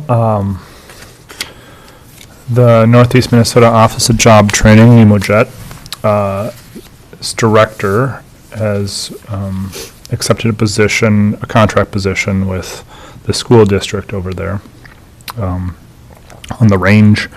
And so we conducted interviews with applicants for the executive director, and that was a long day. There was 5 applicants and 5 interviews, and there has not been a decision made yet. I guess I don't know how much I can really say about that, but it's really important, I think, that we were there. Thank you. Being part of that process. I'm not certain that it'll go how, I'm just one voice. I'm not certain that it's going to go how I think it should, but it's kind of a win-win, really, with the options that are there. So, and it made me rethink the level of involvement that we should have at the Community Health Board executive or the director search. I was thinking we needed to focus our energy on our, with DDA consulting and really focusing on that. But I think having gone through this NEMOJET process that I should really be at the table for the CHB process as well. And so I'm going to try to get back in the process there. The only other thing is an upcoming meeting this Friday. It's going to be, I thought it was already the final, but the final cannabis committee or work group, and Speaker of the House Winkler will be there, and so that'll be very interesting just to communicate directly with him. And then also, I can't remember who it is, but whoever oversees the medicinal program in the state will also be there, so kind of the big shots. It'll be very interesting, so. Thank you for your work on that committee. That's on top of your regular work. Yeah, it's been, yeah. Luckily, it hasn't interfered. I had to miss one, but that was for personal reasons, and otherwise it hasn't interfered, and so it's worked out really well and just been really eye-opening. And I did not apply for the housing committee. I figure we had a pretty good handle on that, but it's hard to know where to draw the line on what to go for and what not to go for. So I was asked to run for the chair of general committee, and it's at least 12 additional meetings in St. Paul a year, and it's just like, I can't. it's brutal. Yeah. A lot of miles. So I think that's all. Maybe I'll remember something after others. We'll give you a few more minutes. Anybody else on commissioner reports? How about meeting updates? Well, I'm on ARC, and we're in the search for a new director, and I got put on that committee because 19% of ARC clients are Native American, and they want to have a different view, so. Thanks for doing that. Got put on or volunteered? I got put on by Frank. Voluntarily committed. Yeah. I'll have to thank Frank when I see him.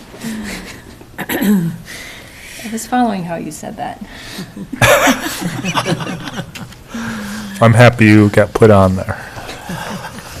Happy you're doing it.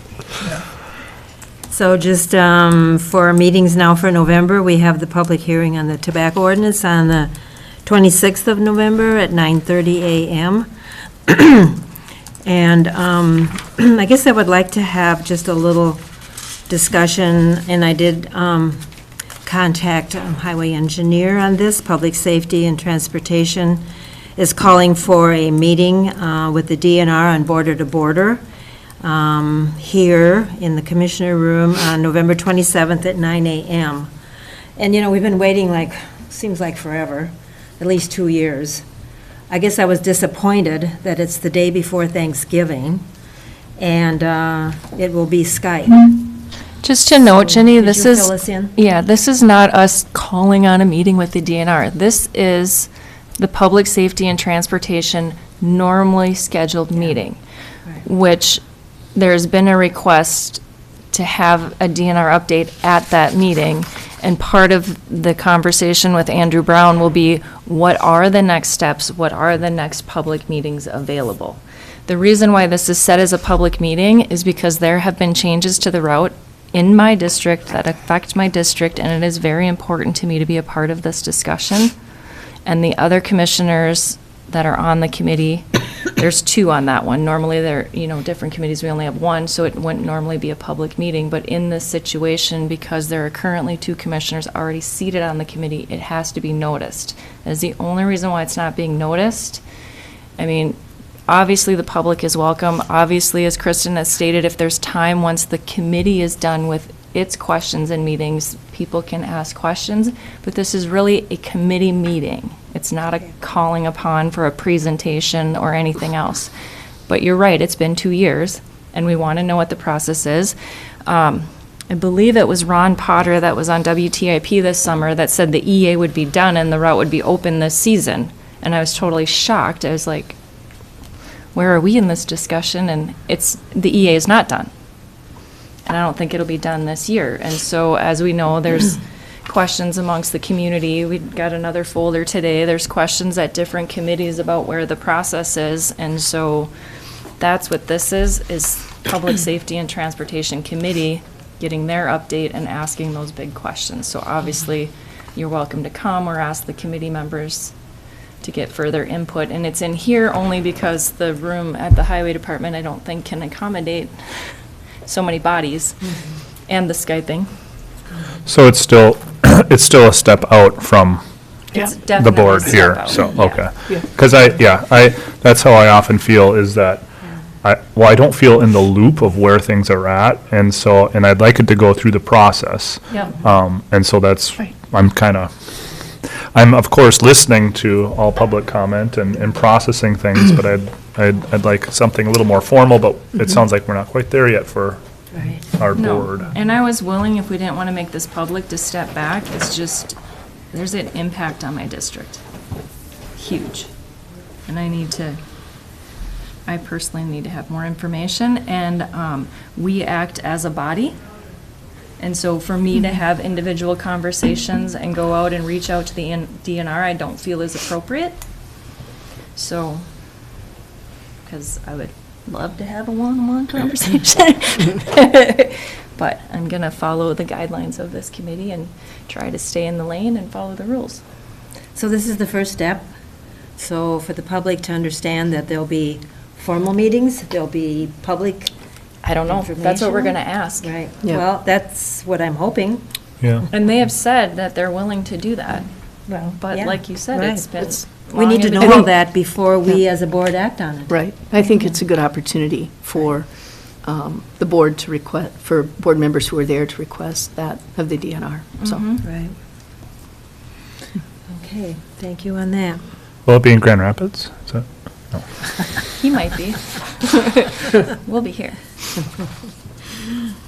Okay, anything else for meetings to note? Otherwise, we will move on to November anniversaries. So we have Jesse Backstrom at the Highway Department for 6 years. Clark Bloomquist also at the Highway Department for 9 years. Diane Booth, Community Center and Minnesota Extension, 31 years. Grace Grenager, Public Health and Human Services, 1 year. Jesse Johnson at our Sheriff's Office for 5 years. Norris Klegstead, Highway Department, 6 years. Brittany Cubes, Attorney's Office, 2 years. Joseph Routh, Land Services, 11 years. Rick Sturm, Land Services, for those that know, Recycling Center, 24 years. Cooper Turnus, Public Health and Human Services, 4 years. Jimmy Wallner, Maintenance, 5 years. Heather Wicklander, Sheriff's Office Dispatch for 4 years. Thank you all for your service and dedication. It's greatly appreciated. Yes, thank you. So at this time, we will break and wait for the presentation by Gary Wires from the DDA Human Resources, our consulting firm that will be working with us in the future of where we go with administrator, manager, cooperator, whatever title we want to have. If he's here early, then we'll come back early. So we'll have a break.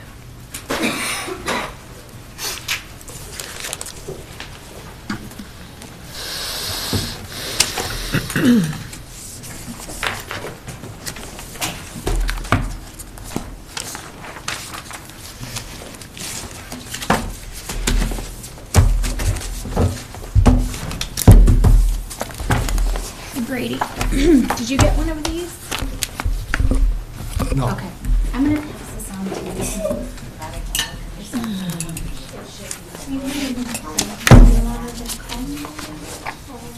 you. Do you want to meet now? Oh, you mean the city county thing? Who do we need to meet with at that time? For what? The city. I'm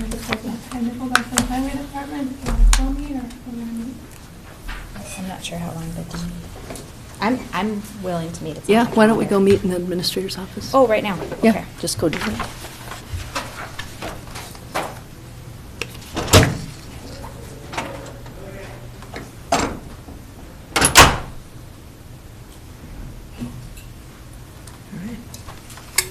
So who else is it? Myron and Bobby?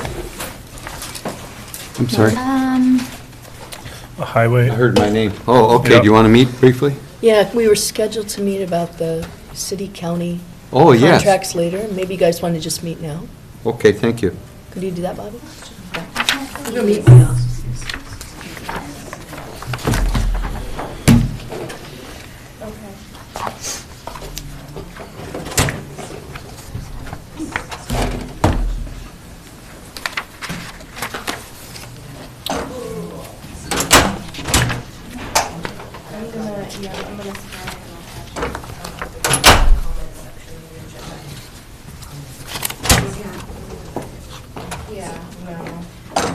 And then she wants to hold it.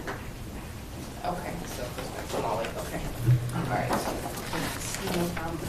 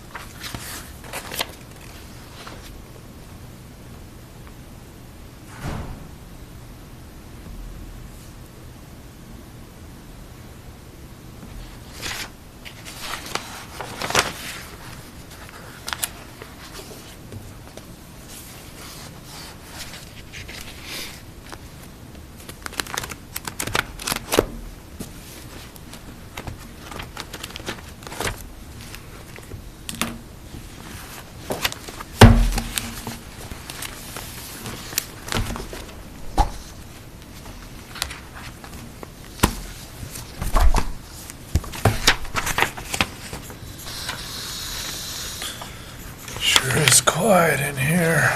It's because there's 3 of us.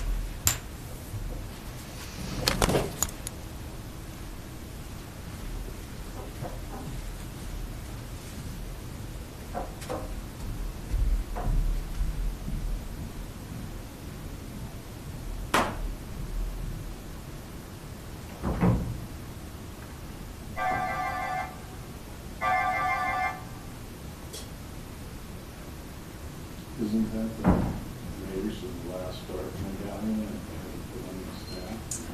Yes, I think that's this morning.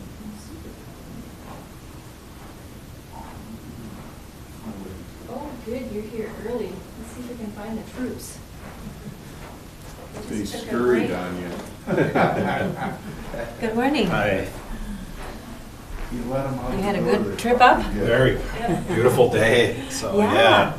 Well, it's the Arctic up here. But I think it's so all cold over. here right now than where I left this morning, so. Yeah, well, good. At least it's sunny, you know? Beautiful day. Yeah, Yeah. Place. right. Yeah, we finished the major part of our Okay, meeting, so yeah. We'll gather everybody together and. Okay, yeah, and we're gonna go whenever Yeah, sure. you folks are. Don't We'll just wanna come up here. don't wanna, waste any extra time because you're Okay. turning around. And head back, yeah. Have to be on the Iowa border as well. So Oh, wow. Canadian and Iowa. Well, yeah. Yeah. Well, I'm getting a little solar power. Busy time for you, or is it? Oh, yeah. Is it always? Okay, so Yeah. you don't have any Yeah. like real ups and downs? No, I don't. Yeah. There used to be, this place, there used to be a little. Roof raiser that I bought from. Yeah. It's, Snow. Yeah. But I didn't. I have updated online. Is it okay if I just? Sure. Pin that out? Sure. Okay. Yes, that'd be great. Okay. Yes. I mean, it's just. Because I was looking at It's it just too. a draft, you Right, know, right. but I thought I would, I thought I would just look at that, so. Okay, sure. Is it okay if I just Yeah. just- kind of take sure. up residence? Yeah, Okay. Just kind of thunk it to get it to shake a little bit and get in, kind of open. Are you grid tied? You are? 1 month, now I've got 255 kilowatt hours. Yeah. Which is a lot more than you would have had you been on batteries. Probably. No, I know for a fact. Oh, okay. Really? No, I mean, really, it's, people like to do the standalone grid thing, but lead acid batteries are a giant pain. Second off, in the summertime, when your panels are capable of making a chew ton of power, and all you're doing is topping off batteries that you're not using. Right.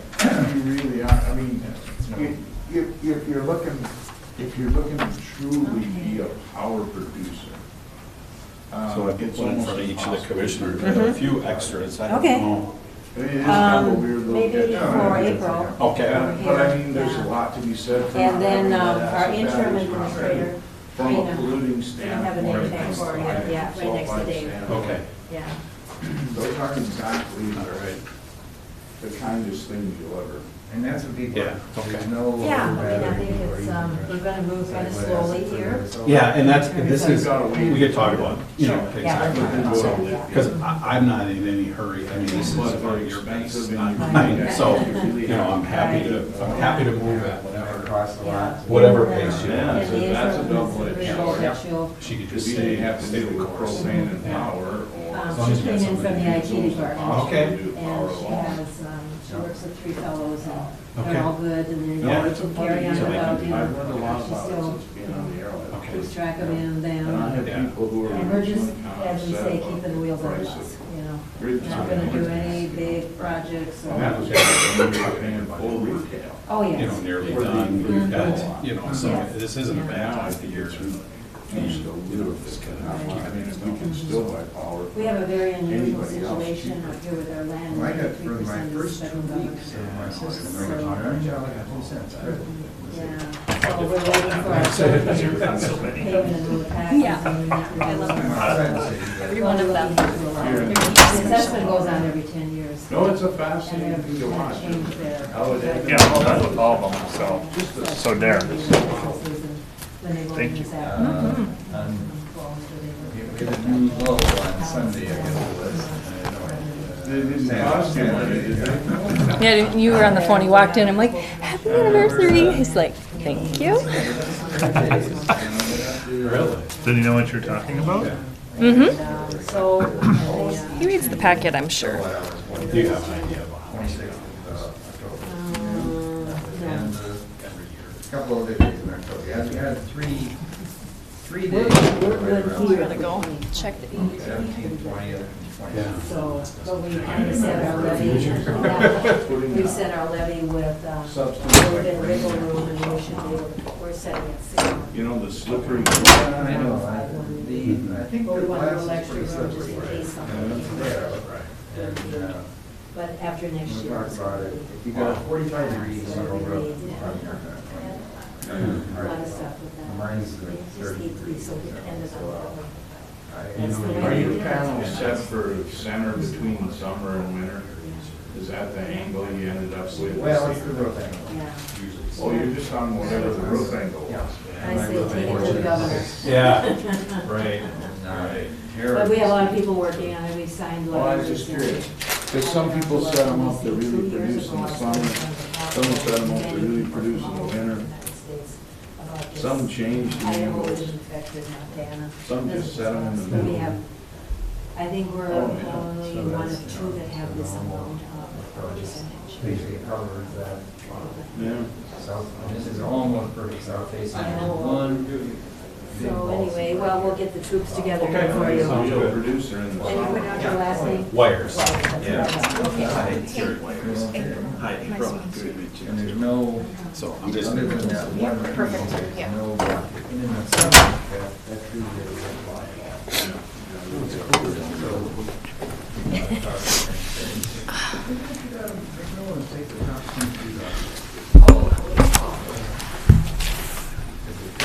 Morning. Good morning. Now we're missing Bobby and Heidi. Good morning. Morning. Hi. Morning. Hi.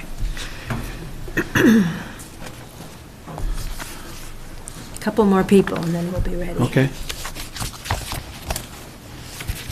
How was the drive up? Beautiful. Good. Yeah, good Sun drive. shining on the lake? Yeah, it was nice all the way, so never know this time of year. No. So Sure feel don't. fortunate. Did you drive up this morning? I did.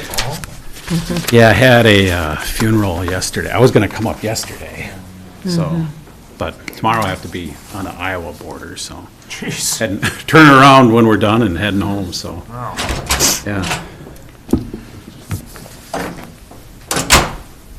Is that are you going to be in Martin County? Mower, Oh. so Austin. Yeah. Austin, okay. I'm not doing search work on there. It's Oh, organizational Yeah, consulting. so, okay. Yeah.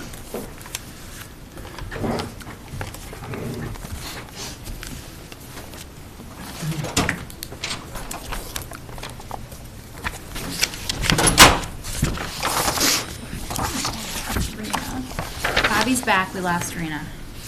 I'll probably go in a couple minutes here. I'm sorry, I thought enough time to hand out a couple cards. I'm going to keep you here. Yeah, I was just kidding.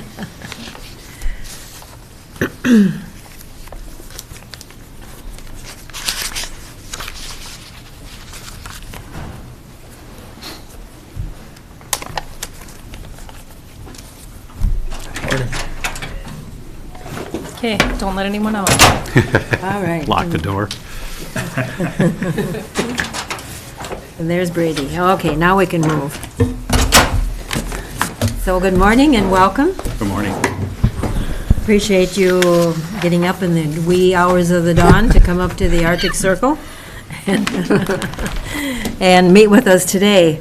We'll do introductions, so we'll start over here with our auditor. Hi, Brady Powers, Cook County Auditor. Robert Disha, District 1 Commissioner. Heidi Dukirk, District 4. Aaron Bersham, District 2. Jenny Storlie, and I'm District 5. Dave Mills, District 3. Rena Rogers, Interim Administrator.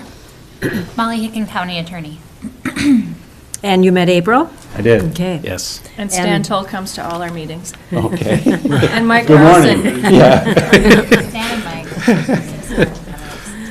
Yes, so we've chosen your consulting company out of 3 that we looked at, and we were impressed with your knowledge and with your work and with the one area that you've already worked in other counties, and the fact that you have been an administrator.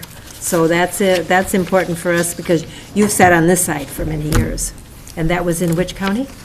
Rice County. Rice County, For okay. 11 years as county administrator. Yep. Yeah. Yeah, so we have hopefully looked all this over. I think we've had at least 3 copies of all this, so. And you've given us another one on the timeline.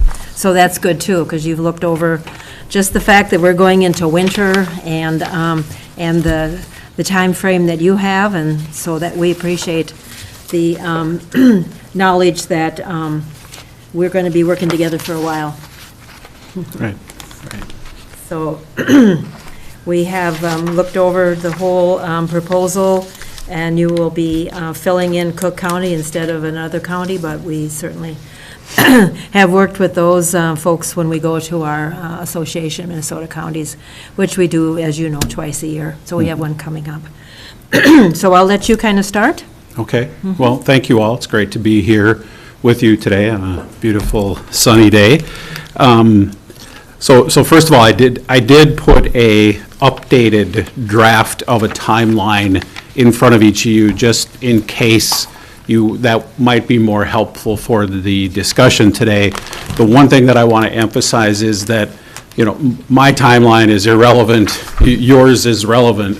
So that's one thing we can talk about as far as, how quickly you want to move, when do you want to start, what are the pros and cons to that, given where we're at in the season, et cetera. So what I put before you is simply a draft outline of how it could move forward.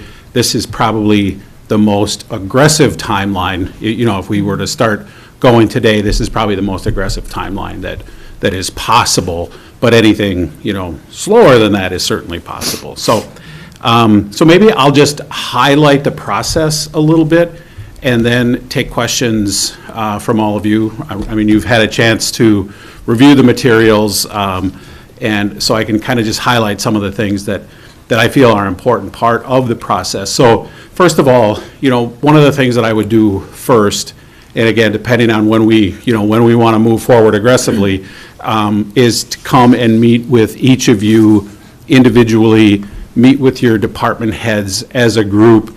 I find that very important for me to learn about the organization, learn about your, you know, individual priorities, what your perspectives are, helps me understand a lot more, both about the board, the organization, as well as the community, because, you know, all of you obviously represent, you know, different parts of your county community. So that's the first step in the process, and if we were to move forward right away, I'd come back here within the next few weeks and meet with you all in that, you know, individual way. So usually it's about 30 minutes apiece, and I'd schedule in such a way to accommodate work schedules or whatever might, you know, come into play for all of you. So so that's the first step. The other thing that we would commence immediately is just gathering information about your county to build a community profile. I think you saw an example of a profile. Can't remember which one I put in your proposal. Sherburne County. Okay, so another county. So that's probably a good comparison. I mean, yours won't look at all like that. The headings and things like that will be very similar, but obviously the look and feel is going to be customized to Cook County, not Sherburne County. So that work would begin immediately as well. Once that's done, I would meet with the board again in the kind of this capacity, or maybe this is a time I'd join you via video, but whatever, that's for a later discussion, I think. But and then you would say, you know, give me feedback on the profile. If we're looking at updating the job description, I would help with that. Look at your salary range. If you wanted to look at that, I'd help you with that. And then I'd come back to you and you'd say, here are the changes, let's move forward with the process. Start advertising. We, you know, regardless of when we start advertising, advertising lasts at least 4 weeks. So if we were to, I don't think it's possible. I mean, theoretically, we probably could start advertising before Christmas if you wanted. I wouldn't recommend doing that. So let's say we started advertising in January. I'm just using that as an example. Leave it open for 4 weeks. When that's done, I do an initial screening of candidates. Here's really the only decisions that I make in this process is, let's just say there's 25 candidates for the position. I will screen them and rank them and select like the top 8 or 10 candidates who will then be assigned a video interview and a personality index. The video interview is an opportunity for you eventually to kind of meet these people and it's used as a screening tool. I set up the questions. They only have a limited time to respond. They have a limited time to think about the answer to the question, and their video interviews end up being about 6 to 8 minutes long. So when that phase of the process is done, those 10 people, I send you links to those 10 people, and you can review a cover letter, resume, video interview, and personality index on all of those 10. Let's just say 10. That number moves around. Then from that group, that's where you will then select who you want to bring in for the final interview process. I'd come back again, meet with you, at which time you'd say, you know, these are the 5 people, whatever that number is. Again, there's no magic number to that. These are the 5 people that we want to bring in for interviews. We would talk about what do you want to do for interviews, what are the interview components you want to include. I mean, there's all kinds of different options, and every county is different, and there's a few things I feel strongly about as far as an interview process, and I'd share those with you. But at the end of the day, you know, it's your call what you want to do for the final interview process. And then, you know, when that's done, I'd help you, you know, facilitate your decision, and then, you know, move forward with a selected candidate. And everyone, you know, at that point then lives happily ever after. So that's a guarantee. No, apparently not, because on the bottom it says follow up periodically. So. Yeah. Well, you know, you need a little facilitation to live happily ever after something. So far, that hasn't happened, so. Yeah. Yeah, we've had 2 administrators. Right. And so Commissioner Dukirk has been through both, and I have been through one, and the other board members have not. So this is where we all work together to Right. come up with our plan. Right. And, Right. yeah. And the other thing I would talk with you about too is, I know, you went from having a coordinator to an administrator, and, where you're at with shaking heads and. No, we did so- administrator. We didn't have a coordinator. Oh, you didn't have a coordinator, you just went from what was your auditor treasurer, the? Secretary. Oh, all right, so you went from nothing to a administrator, okay, so, Which is another part of this conversation, because the feeling I get is that this board hasn't decided they want to continue with administrative government. yeah, and that's something that I would be happy, especially when I meet with you individually, is to talk about that, and I can prepare some materials for you to sort of outlines the pros and cons of that, if you like, as well. So that certainly can be part of the discussion process as well, absolutely. Because you need to be comfortable with, what you're moving forward with, obviously.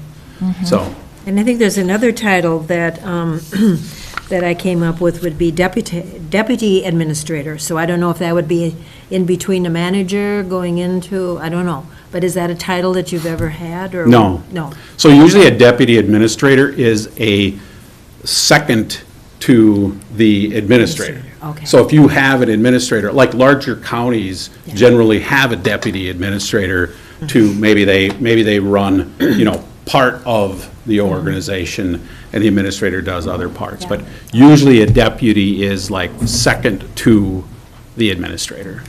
So we'll be looking at either a manager or an administrator titles. So let me talk about the differences there. So you really have 3 options. One is, let's start with a coordinator. I mean, a coordinator is essentially somebody to do what that term says. And they coordinate, they help you they would assemble your board packets, they would help with that part of the process. They would have no authority over department heads, and they would have no authority over budget.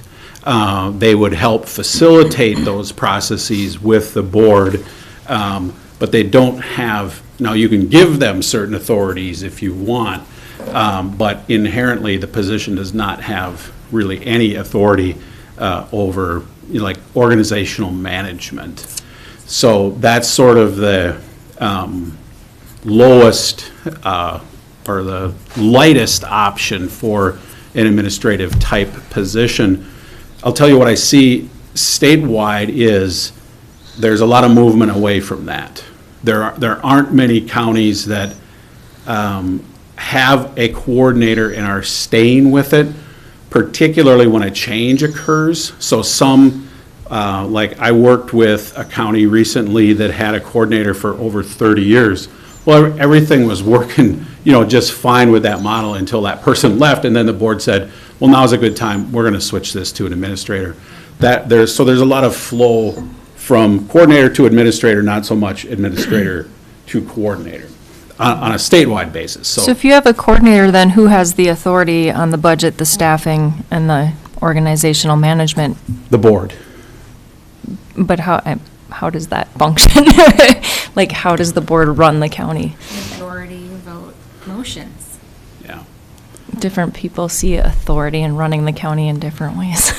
Well, I would say this I don't want to editorialize too much here, but I'll tell you, the reason boards move away from a coordinator is the very question you just asked, is who's managing the operation, who is, keeping track of the day-to-day organizational Right, management that's piece boots on the ground. that's needed. So, but a coordinator doesn't do that. Now, again, you can add responsibilities and still call the position a coordinator. So in many respects, you could call it a coordinator and have it be almost like an administrator if you wanted. Now, I would not recommend that because that affects the candidates for the position, because candidates are going to be more interested in an administrator position than a coordinator position in some respects. So, that. And we've narrowed our pool in the past because we did HR administrator. Mhm. And now we've moved to having an HR staff. Yep, yep. Again, a very common thing that's happening. I mean, HR is getting increasingly complex, and, there's heavy burdens on that. So a lot of counties are doing exactly what you did, and the administrator is still over the HR department or HR function, but the day-to-day, all of the work with HR is handled by somebody, second to the administrator, which again, that's happening a lot. Very significant trend. Okay, so yeah. coordinator. So let me finish that, Yeah, kind of go that, ahead. the three different options. Yeah. So that's a coordinator piece. I mean, I kind of ventured into the administrator too. So the administrator is, you've had one, so you know how that works. I mean, the administrator works for you, department heads work for the administrator. I mean, they handle your day-to-day management. They do your preliminary budget development and, feed that to the board for your consideration. Now, counties are different, and I don't know how you operate, but, some boards have more involvement early in the budget process. Maybe you're one of them, maybe you're not, but there's a lot of different options there. But your administrator is sort of making sure that that process is moving forward in the direction that you want it to go. So then you have a county manager, and there's only a handful of these in the state. County managers have complete authority. So you have policymaking authority, and they do everything else. So they have exclusive right to hire department heads. You'd have no involvement in that process as a county board. A lot of metro counties have gone, not a lot, some metro counties have gone to that model. I haven't seen that in greater Minnesota. I'm not recalling a specific example where I've seen a county that has used a county manager approach, and partly I think it's just because of size of the organization, size of the county. But so those are really the three distinct options: coordinator, administrator, county manager. For a county manager, would that be by vote of the public or just the board? Just the board. Now, I think there might be an old statutory component that does allow for, I'm not sure. I would have to research that. I have not heard of that in a long, long time, so I'm not sure if it even exists anymore. Was there a public vote to go to administrative county? Nope. No. There doesn't Okay. have to be. So we would make that just the decision. If you were going to switch from what you're doing, Yeah. my understanding is it's simply a decision of the county board. So that's a good brief synopsis, and you can put all that together, I think one thing some people feel, well, we're one of the smallest counties in Minnesota, so why do we need such a big administrative overhead? But what has been happening, even though we're small, everything grows bigger for us to handle. Whether we're Stearns County or Hennepin or whatever, we still have a lot to deal with here, so I think that's a interesting comment because we're so small. I was trying to think about it in the context of, what's your annual budget? I mean, how many million is your annual budget? About 20. 26.5. So, I mean, you might be small in comparison, but a $26 million budget in your county, you're a pretty significant organization. And my challenge would be find another one that doesn't have, find another similar size organization that doesn't have administrative oversight, whether that's public or private. So I mean, you're not going to find a business, a $26 million annual budget business that doesn't have a CEO or something like that. At least I can't visualize that. So you may be small in comparison, but that's a lot of organizational responsibility. And you have, 100 employees or? More than that. More than 150. 150 employees. And so again, in comparison, you're probably one of the larger employers in your county as a result of that as well. So, but again, I'm just, giving you my insight on that. I'm not trying to move you in any direction, but it is I think it's important when those comparisons get made to keep that in context. Interesting that the public asks us that question when our city, which is a quarter our size, has an administrator. One of the things that stands out to me is that we really need some longer-term planning. And as elected officials, our seats can turn every 4 years. 4 years isn't long-term. Right. And so to have some kind of stability within the organization to, keep our trajectory going or, allow for waivers or whatever, I think is really important. It changes faster than that. It changes every 2 years. Composition. 2 years, yeah. Thank you. Yeah. So I just think that's an important aspect, and to have the professional expertise and ideally experience, I just think is pretty critical for an organization this size. But I am open to all options, but that seems to be the right fit. I think there's been concerns expressed about authority levels and how do we balance that, and it's part of our responsibility to oversee the administrator's authority and just the moving parts there, and so a lot of that burden lies on us, I think, to keep that balance in check. But and that's an ongoing, dance kind of thing. I mean, right. You're constantly having to monitor that and sometimes make adjustments to that relationship as well, and that can go either way. I mean, you might want to say, we're going to be a little more involved as a board in this particular area, or we're going to take a step back in this particular area. But that's important to have that kind of ongoing dialogue, the board and the administrator, so everybody knows, what the playing field is. Because I think, what ends up happening is, you can look at a job description and you can look at, well, here's what the administrator model should look like.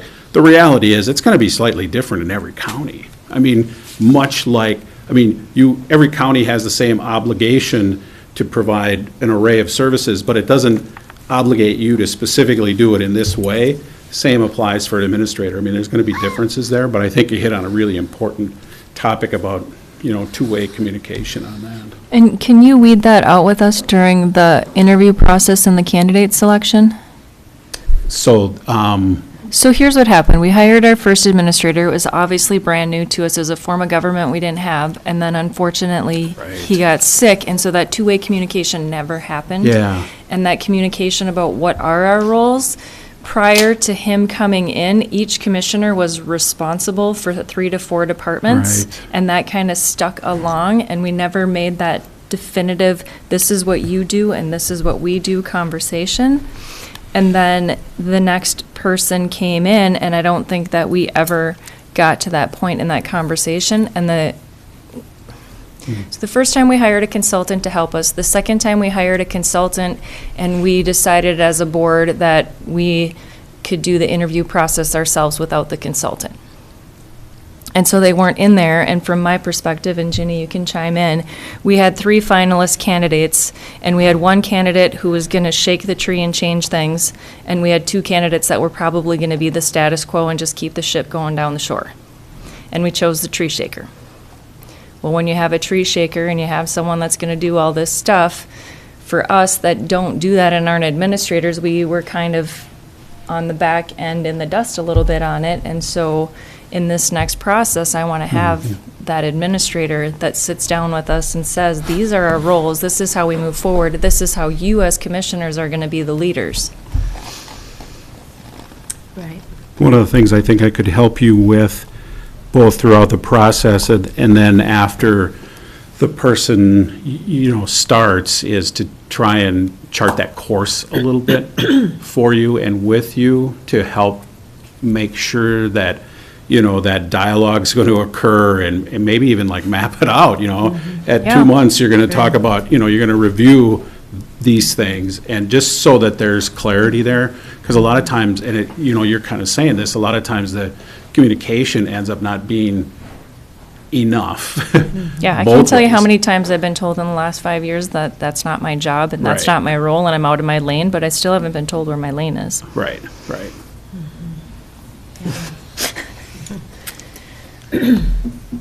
Got a question, thank you.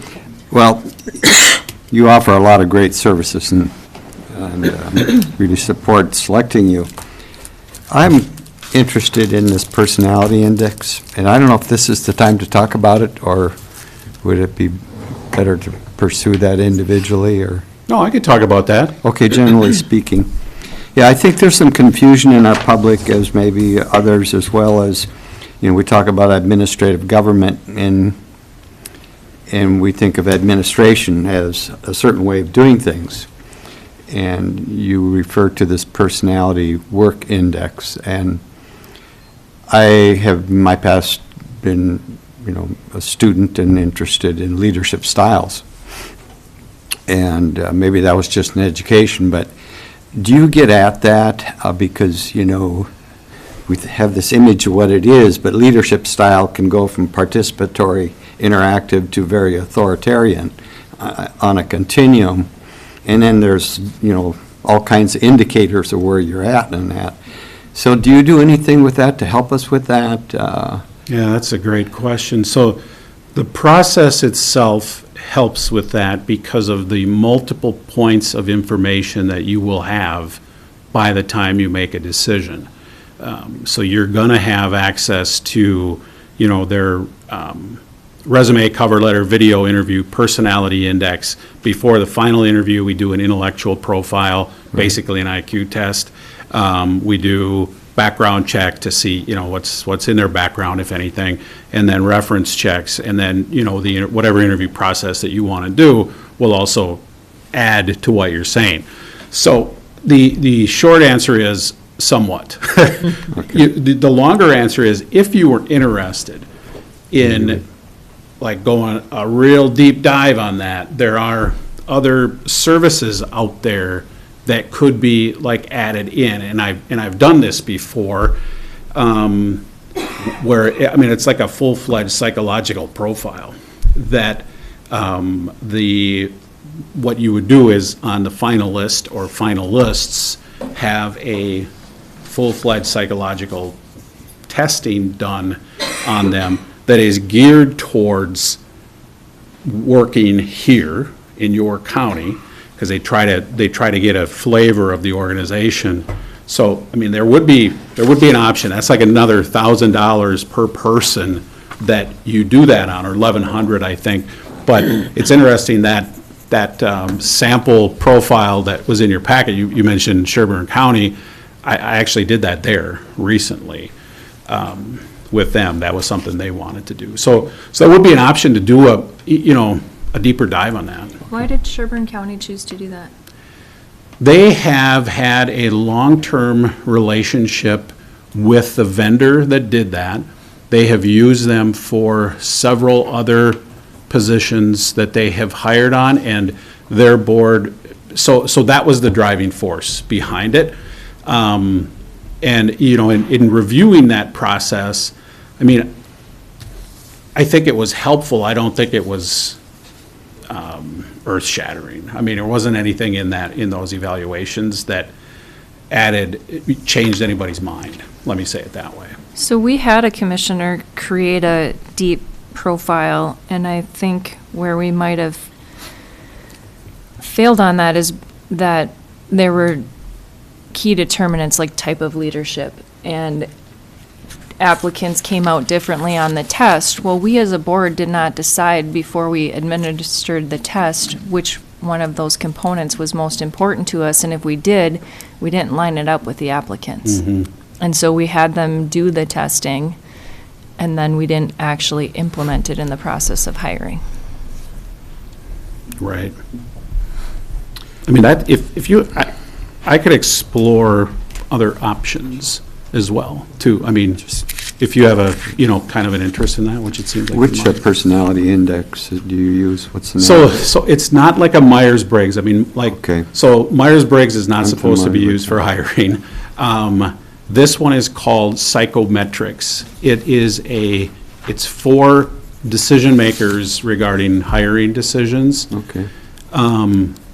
But for example, if you did that full-fledged psychological, you'd have like MMPI, and you'd have, it would be a full-fledged Rorschach test. I mean, you're talking a full-fledged kind of thing.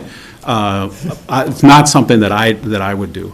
But I could look at other options too to see if there would be a better fit. I think you have to be careful with those assessments though, because, I mean, hiring process is a pie, and there's all these little pieces of it that go into it. And I always tell people that, be careful when you look at some evaluation tool, because it's a snapshot in time.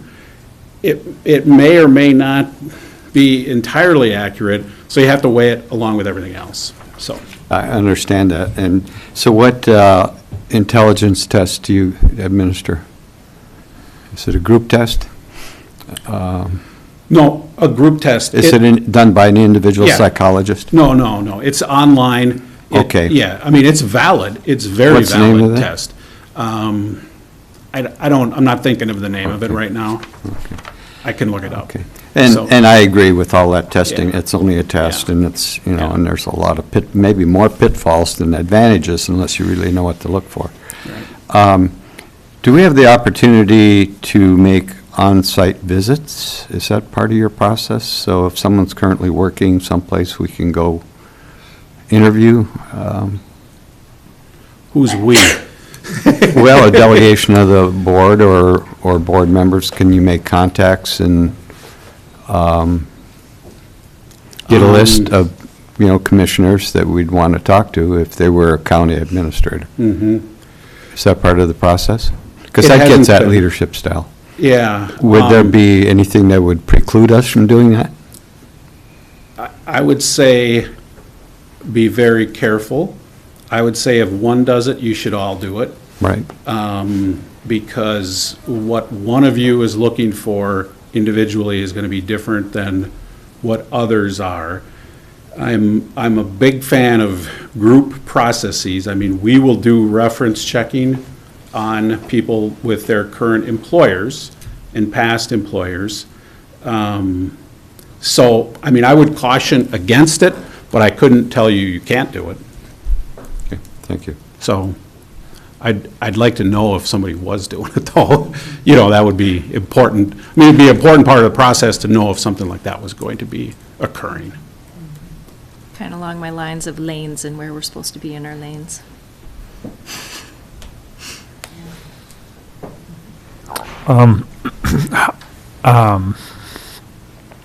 We have a job description Mm-hmm. for county administrator, and my understanding is that the default is kind of your agency would be doing the interviewing and such. I didn't know if it'd be appropriate or not for our HR director at this point to be involved with that and to try to keep things consistent for the rest of our organization, or if, because if we do go with the administrator approach, that this is, exceptional, or. Yeah, so I would, in any direction you go, I would work in tandem with your HR person and with you on job description development. I mean, nothing would happen outside of your format, if you will, because every county's a little bit different there, and it's important to, you don't want some like foreign job description inserted into your system. I mean, Right. that doesn't make sense. Right. So I would absolutely be working with you. Now, I might have some suggestions for changing things, but all of that would come back to you for action. Okay. Rena, do we have copies of the last two position profiles and advertisements? Would we have those in a file somewhere? I don't know. I may have them. Okay. Okay. Just so you can see what we did Right. before. Right. Yeah. We can look on our shared drive. Oh, I'm sorry. I guess, and this was coming off of something I read previously, and now I found it. My previous question. It's in step 3, advertisement and recruitment. The last line is the simple DDA online application process will be used unless the county prefers to use an existing county methodology. So that's why I didn't know if it would be more appropriate for us to use our online or our application process or your agencies, and that's something I guess maybe we should talk more with Pam about and amongst ourselves, but is that? So I'd encourage you to use ours. Okay. Because the online system we use, I mean, all we're taking in is resumes and cover letters. You might do something different. I don't know if you use NeoGov or, Chronos. pardon? Chronos. Okay, so you use a different, part of your HR system. So one of the advantages of using ours is that resume, cover letter, video interview is the same software, and then we upload personality index and intellectual profiles and everything. So it's kind of a one-stop shop for you. I mean, that could still be done. We'd have to just transfer information from your system to ours, and because we wouldn't want you to have to go to two places to access the information. But generally, I encourage folks to use our system, but there are some times where it's like, no, we want to use our own. And then we'd accommodate that. Okay. It would work. Yep. Because the numbers aren't going to be huge. I mean, we're not talking about 100 applicants here. So, Come on now, everybody wants to work with us. Yeah, well, some people do. I'm also under the impression that, I mean, you have a pretty good sense of candidates out there already, potentially, right? Like you kind of are aware of the climate of statewide, or I don't know, nationally, or, I mean, how far do you guys look, or? So we advertise nationally. I mean, we blanket the state of Minnesota. We do significant advertising in Wisconsin, Iowa, North and South Dakota. I mean, in your case, we might, I mean, I don't know if you advertise in Canada or not, or if that makes sense. I mean, I know there's work, rules about how people can, come here to work, and that gets complicated, but, I mean, that's something I'd certainly talk with you about if you had an interest in that. So it's a very significant and heavy advertising process. I can tell you the candidate groups today are not as strong as they were 5 years ago. I mean, we're seeing the outcome of a lot of retirements, and private businesses are seeing the very same thing. And there's not as many people, moving around as there used to be. Now, that doesn't mean there still aren't good, solid candidates out there, but having people that come to this position with significant county administrator experience is unlikely. Unless you have a unique appeal here with your, geography that not everyone has. So that could bring people in as well. So it could keep people away too. I mean, that don't want to be this, this far from the city or whatever the case might be. So. Yeah, I'm curious about the Iowa, Wisconsin, Dakotas.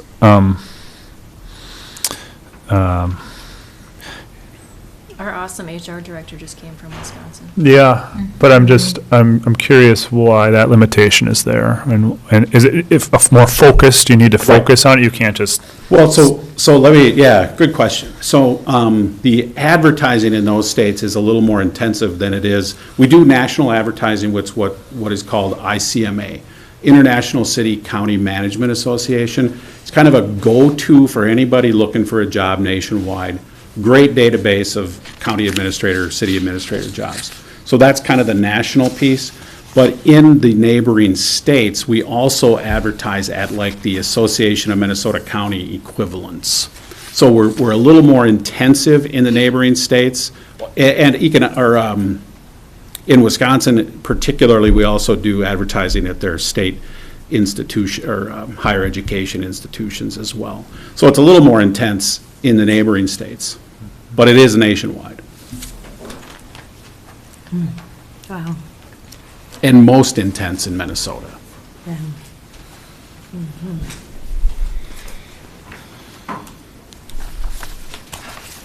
Anything else? Well, I think there was a previous question about kind of selecting things on a menu. Is that still something that we're curious about? I like the whole package myself, but I just. Me too. Yeah. Oh, yeah. And what would be our next steps? So really, I mean, I'm set to start whenever you are. So I think the thing to talk about is when do you want to advertise? What's the target for advertising? Because when we start advertising, you can figure, you have a month of advertising, and then, a couple of weeks of video interview process, and then the board is going to select candidates for final interview. So from the point of starting advertising to the point of interviewing is about 2 months, maybe a little bit more, 2.5. So I think that's, from the point of advertising to the point of interviewing, about 2.5 months. So it'll be a matter of you kind of saying what makes the most sense for you. I mean, like I said earlier, I don't see beginning advertising prior to the first of the year. Right. But it could start, right after the first of the year if you wished. So we have a few things ahead of time to accomplish. And just looking at the December 10th, we're going to be in St. Cloud. So, but we still maybe want to try to meet that week when we get back. Well, on this timeline, December 17th would be the point where I would be here. Okay. And you would approve moving forward. So we've gathered all the information, Right. develop a profile, all of that? Yeah, Okay, up to the 17th. correct, And you'd be back then? right. Okay.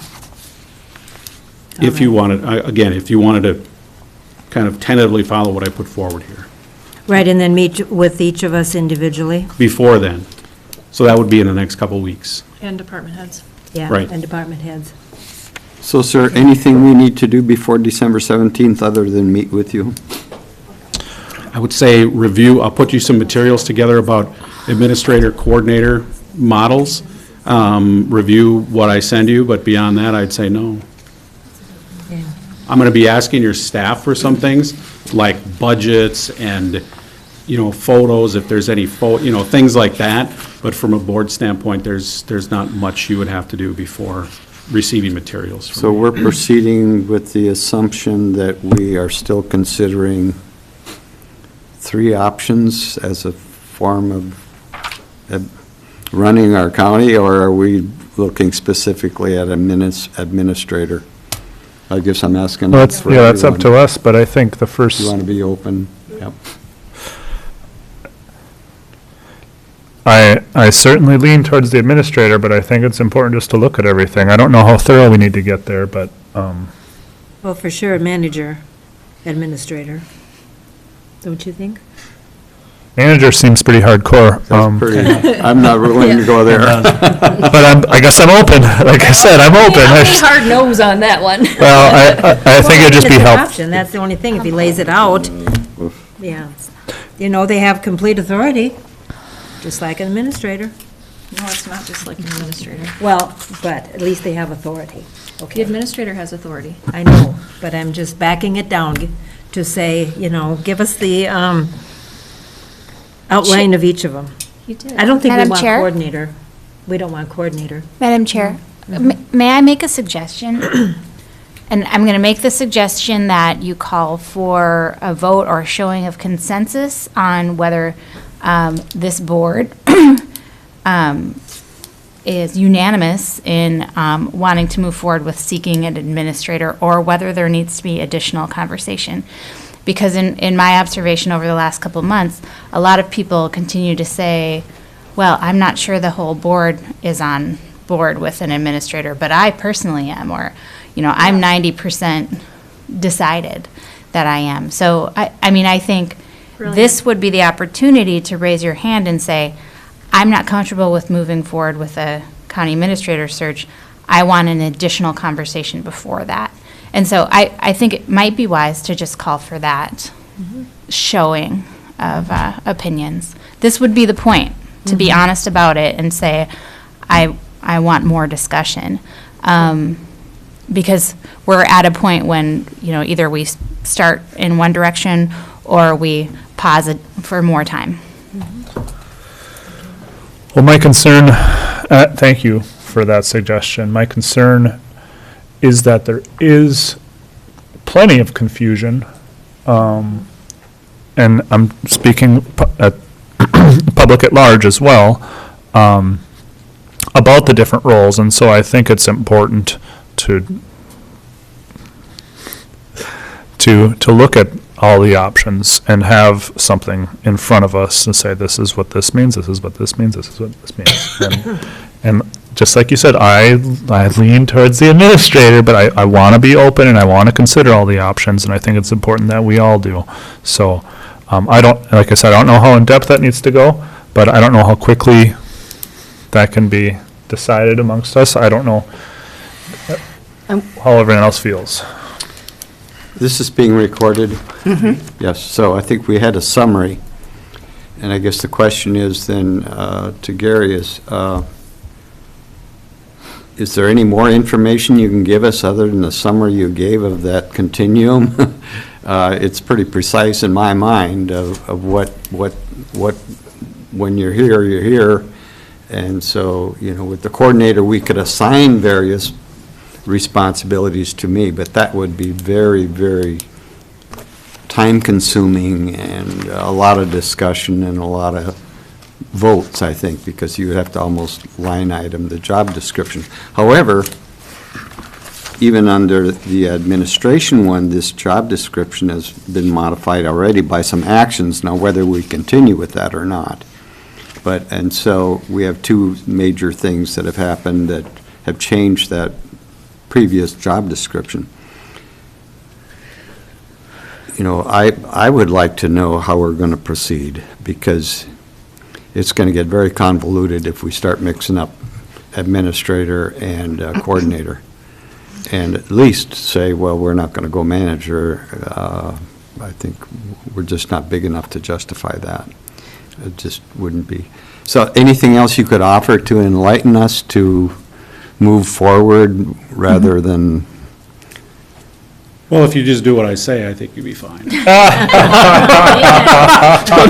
do what you ask. Do what you ask. Excuse me. Do you know how many times I think that in my head while I'm sitting here? Oh, yeah. So here's my response to that is, there is a little more information. I mean, I just gave you out of memory.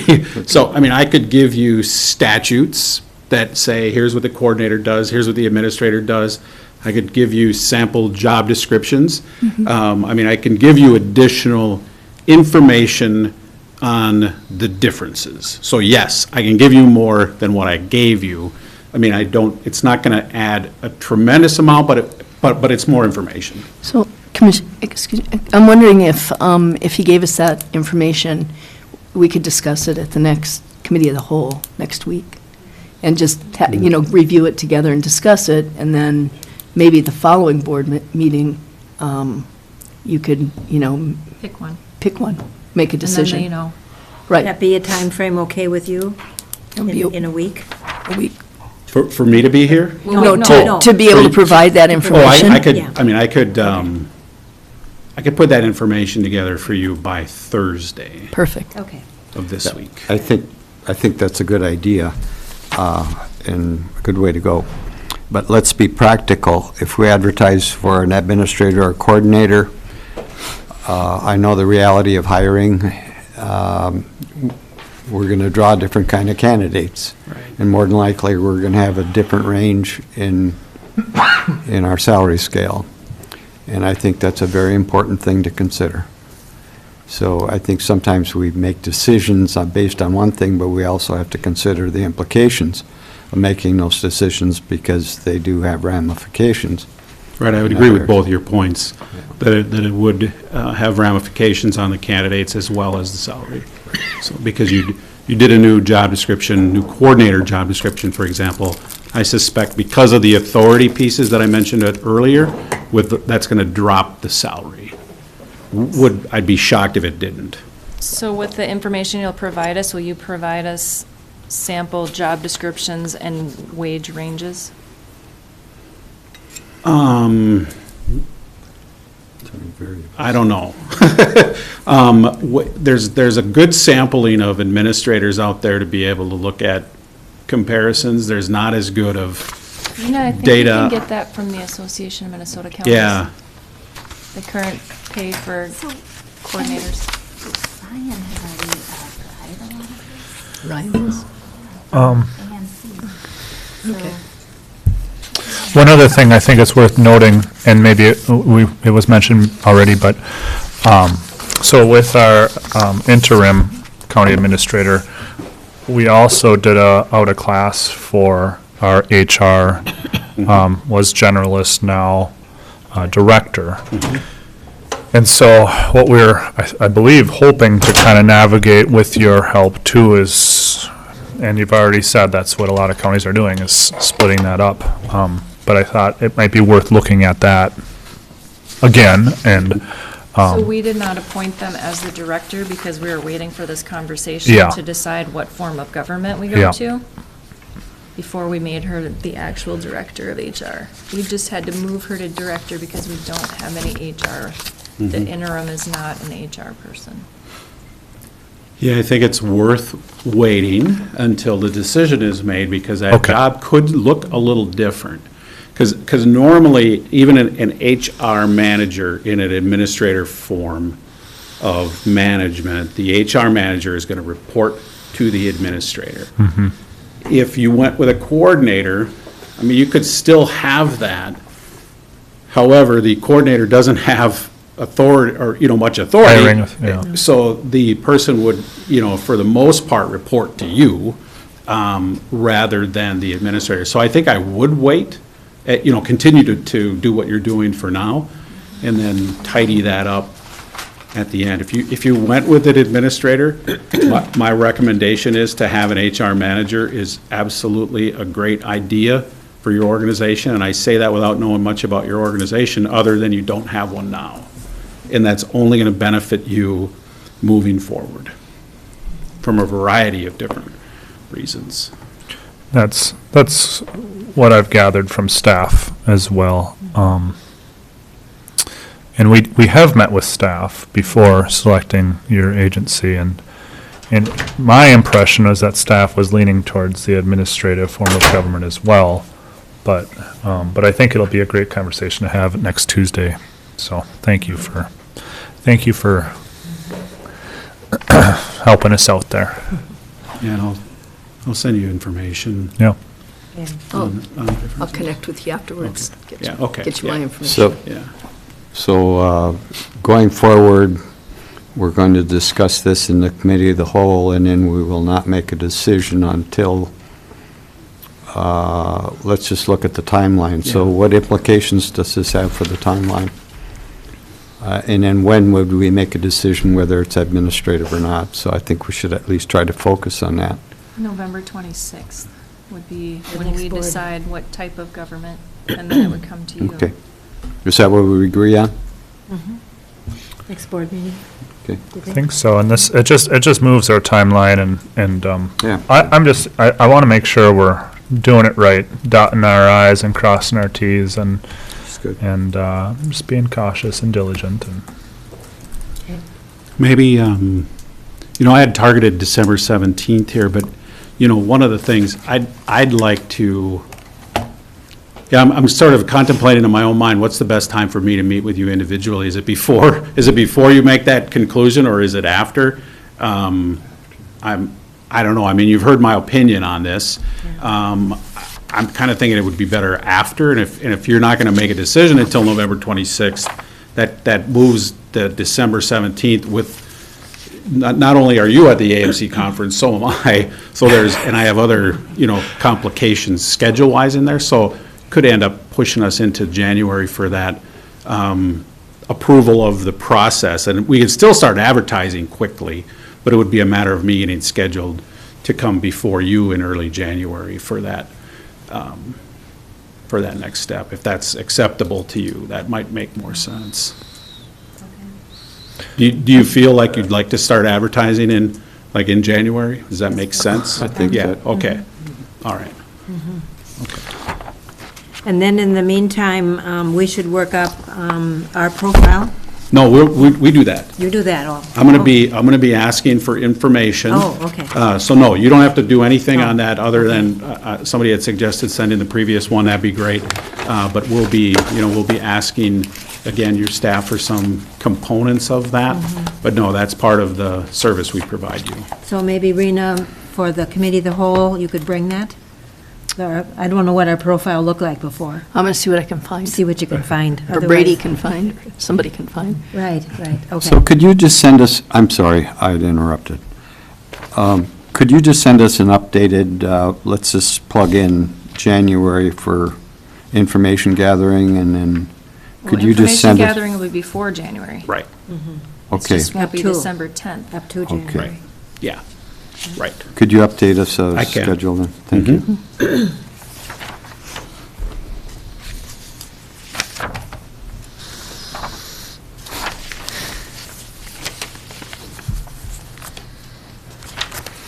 What can we do to make your job easier and easier? I think I for covered us? that already.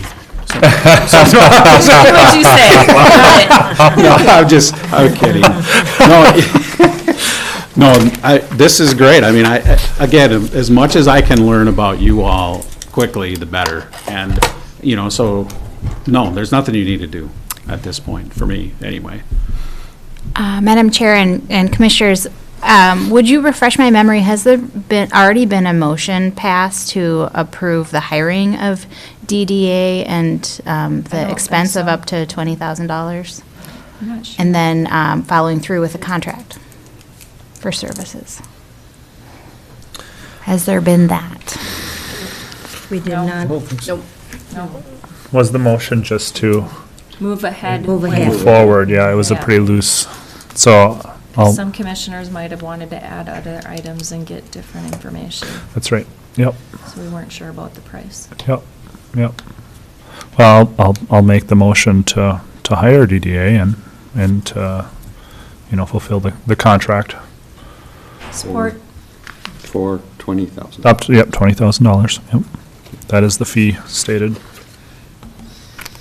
Support? Or you did? Motion and second. Any further questions or comments? Thank you, Attorney Hicken. Aye. All in favor? Aye. Opposed, same sign. Okay, so anything else we need to ask or clarify or anything like that? I have just one more thing so sometimes I use actual contracts and other times it's just the proposal. So it's really up to you. Either way is fine. Do you have a contract version you'd like to use for something like this? Not or- necessarily, no. Okay. So maybe you and I can talk about Okay. what your requirements and our Yeah, requirements yeah. might be. Okay, sounds good. Thanks for coming up. Yeah, thank you very much. Oh, my pleasure. Thank Every you. time I come here now, it's not going to snow or anything. right? No, no. Perfect. Now you're ready. You've had your Yeah, I know. pass. It'll snow today on the way home. You've had your pass. You're not going to be back till June then? Is that- Yeah, yeah. We'll do a lot of Skyping. Appreciate all that you've done here and All right, look forward thank to you all. working with you. Okay. So Yeah. I'll just hang around for, Sure. okay, Sounds good. all right. Okay, so before we adjourn, anything else? Okay, motion to adjourn.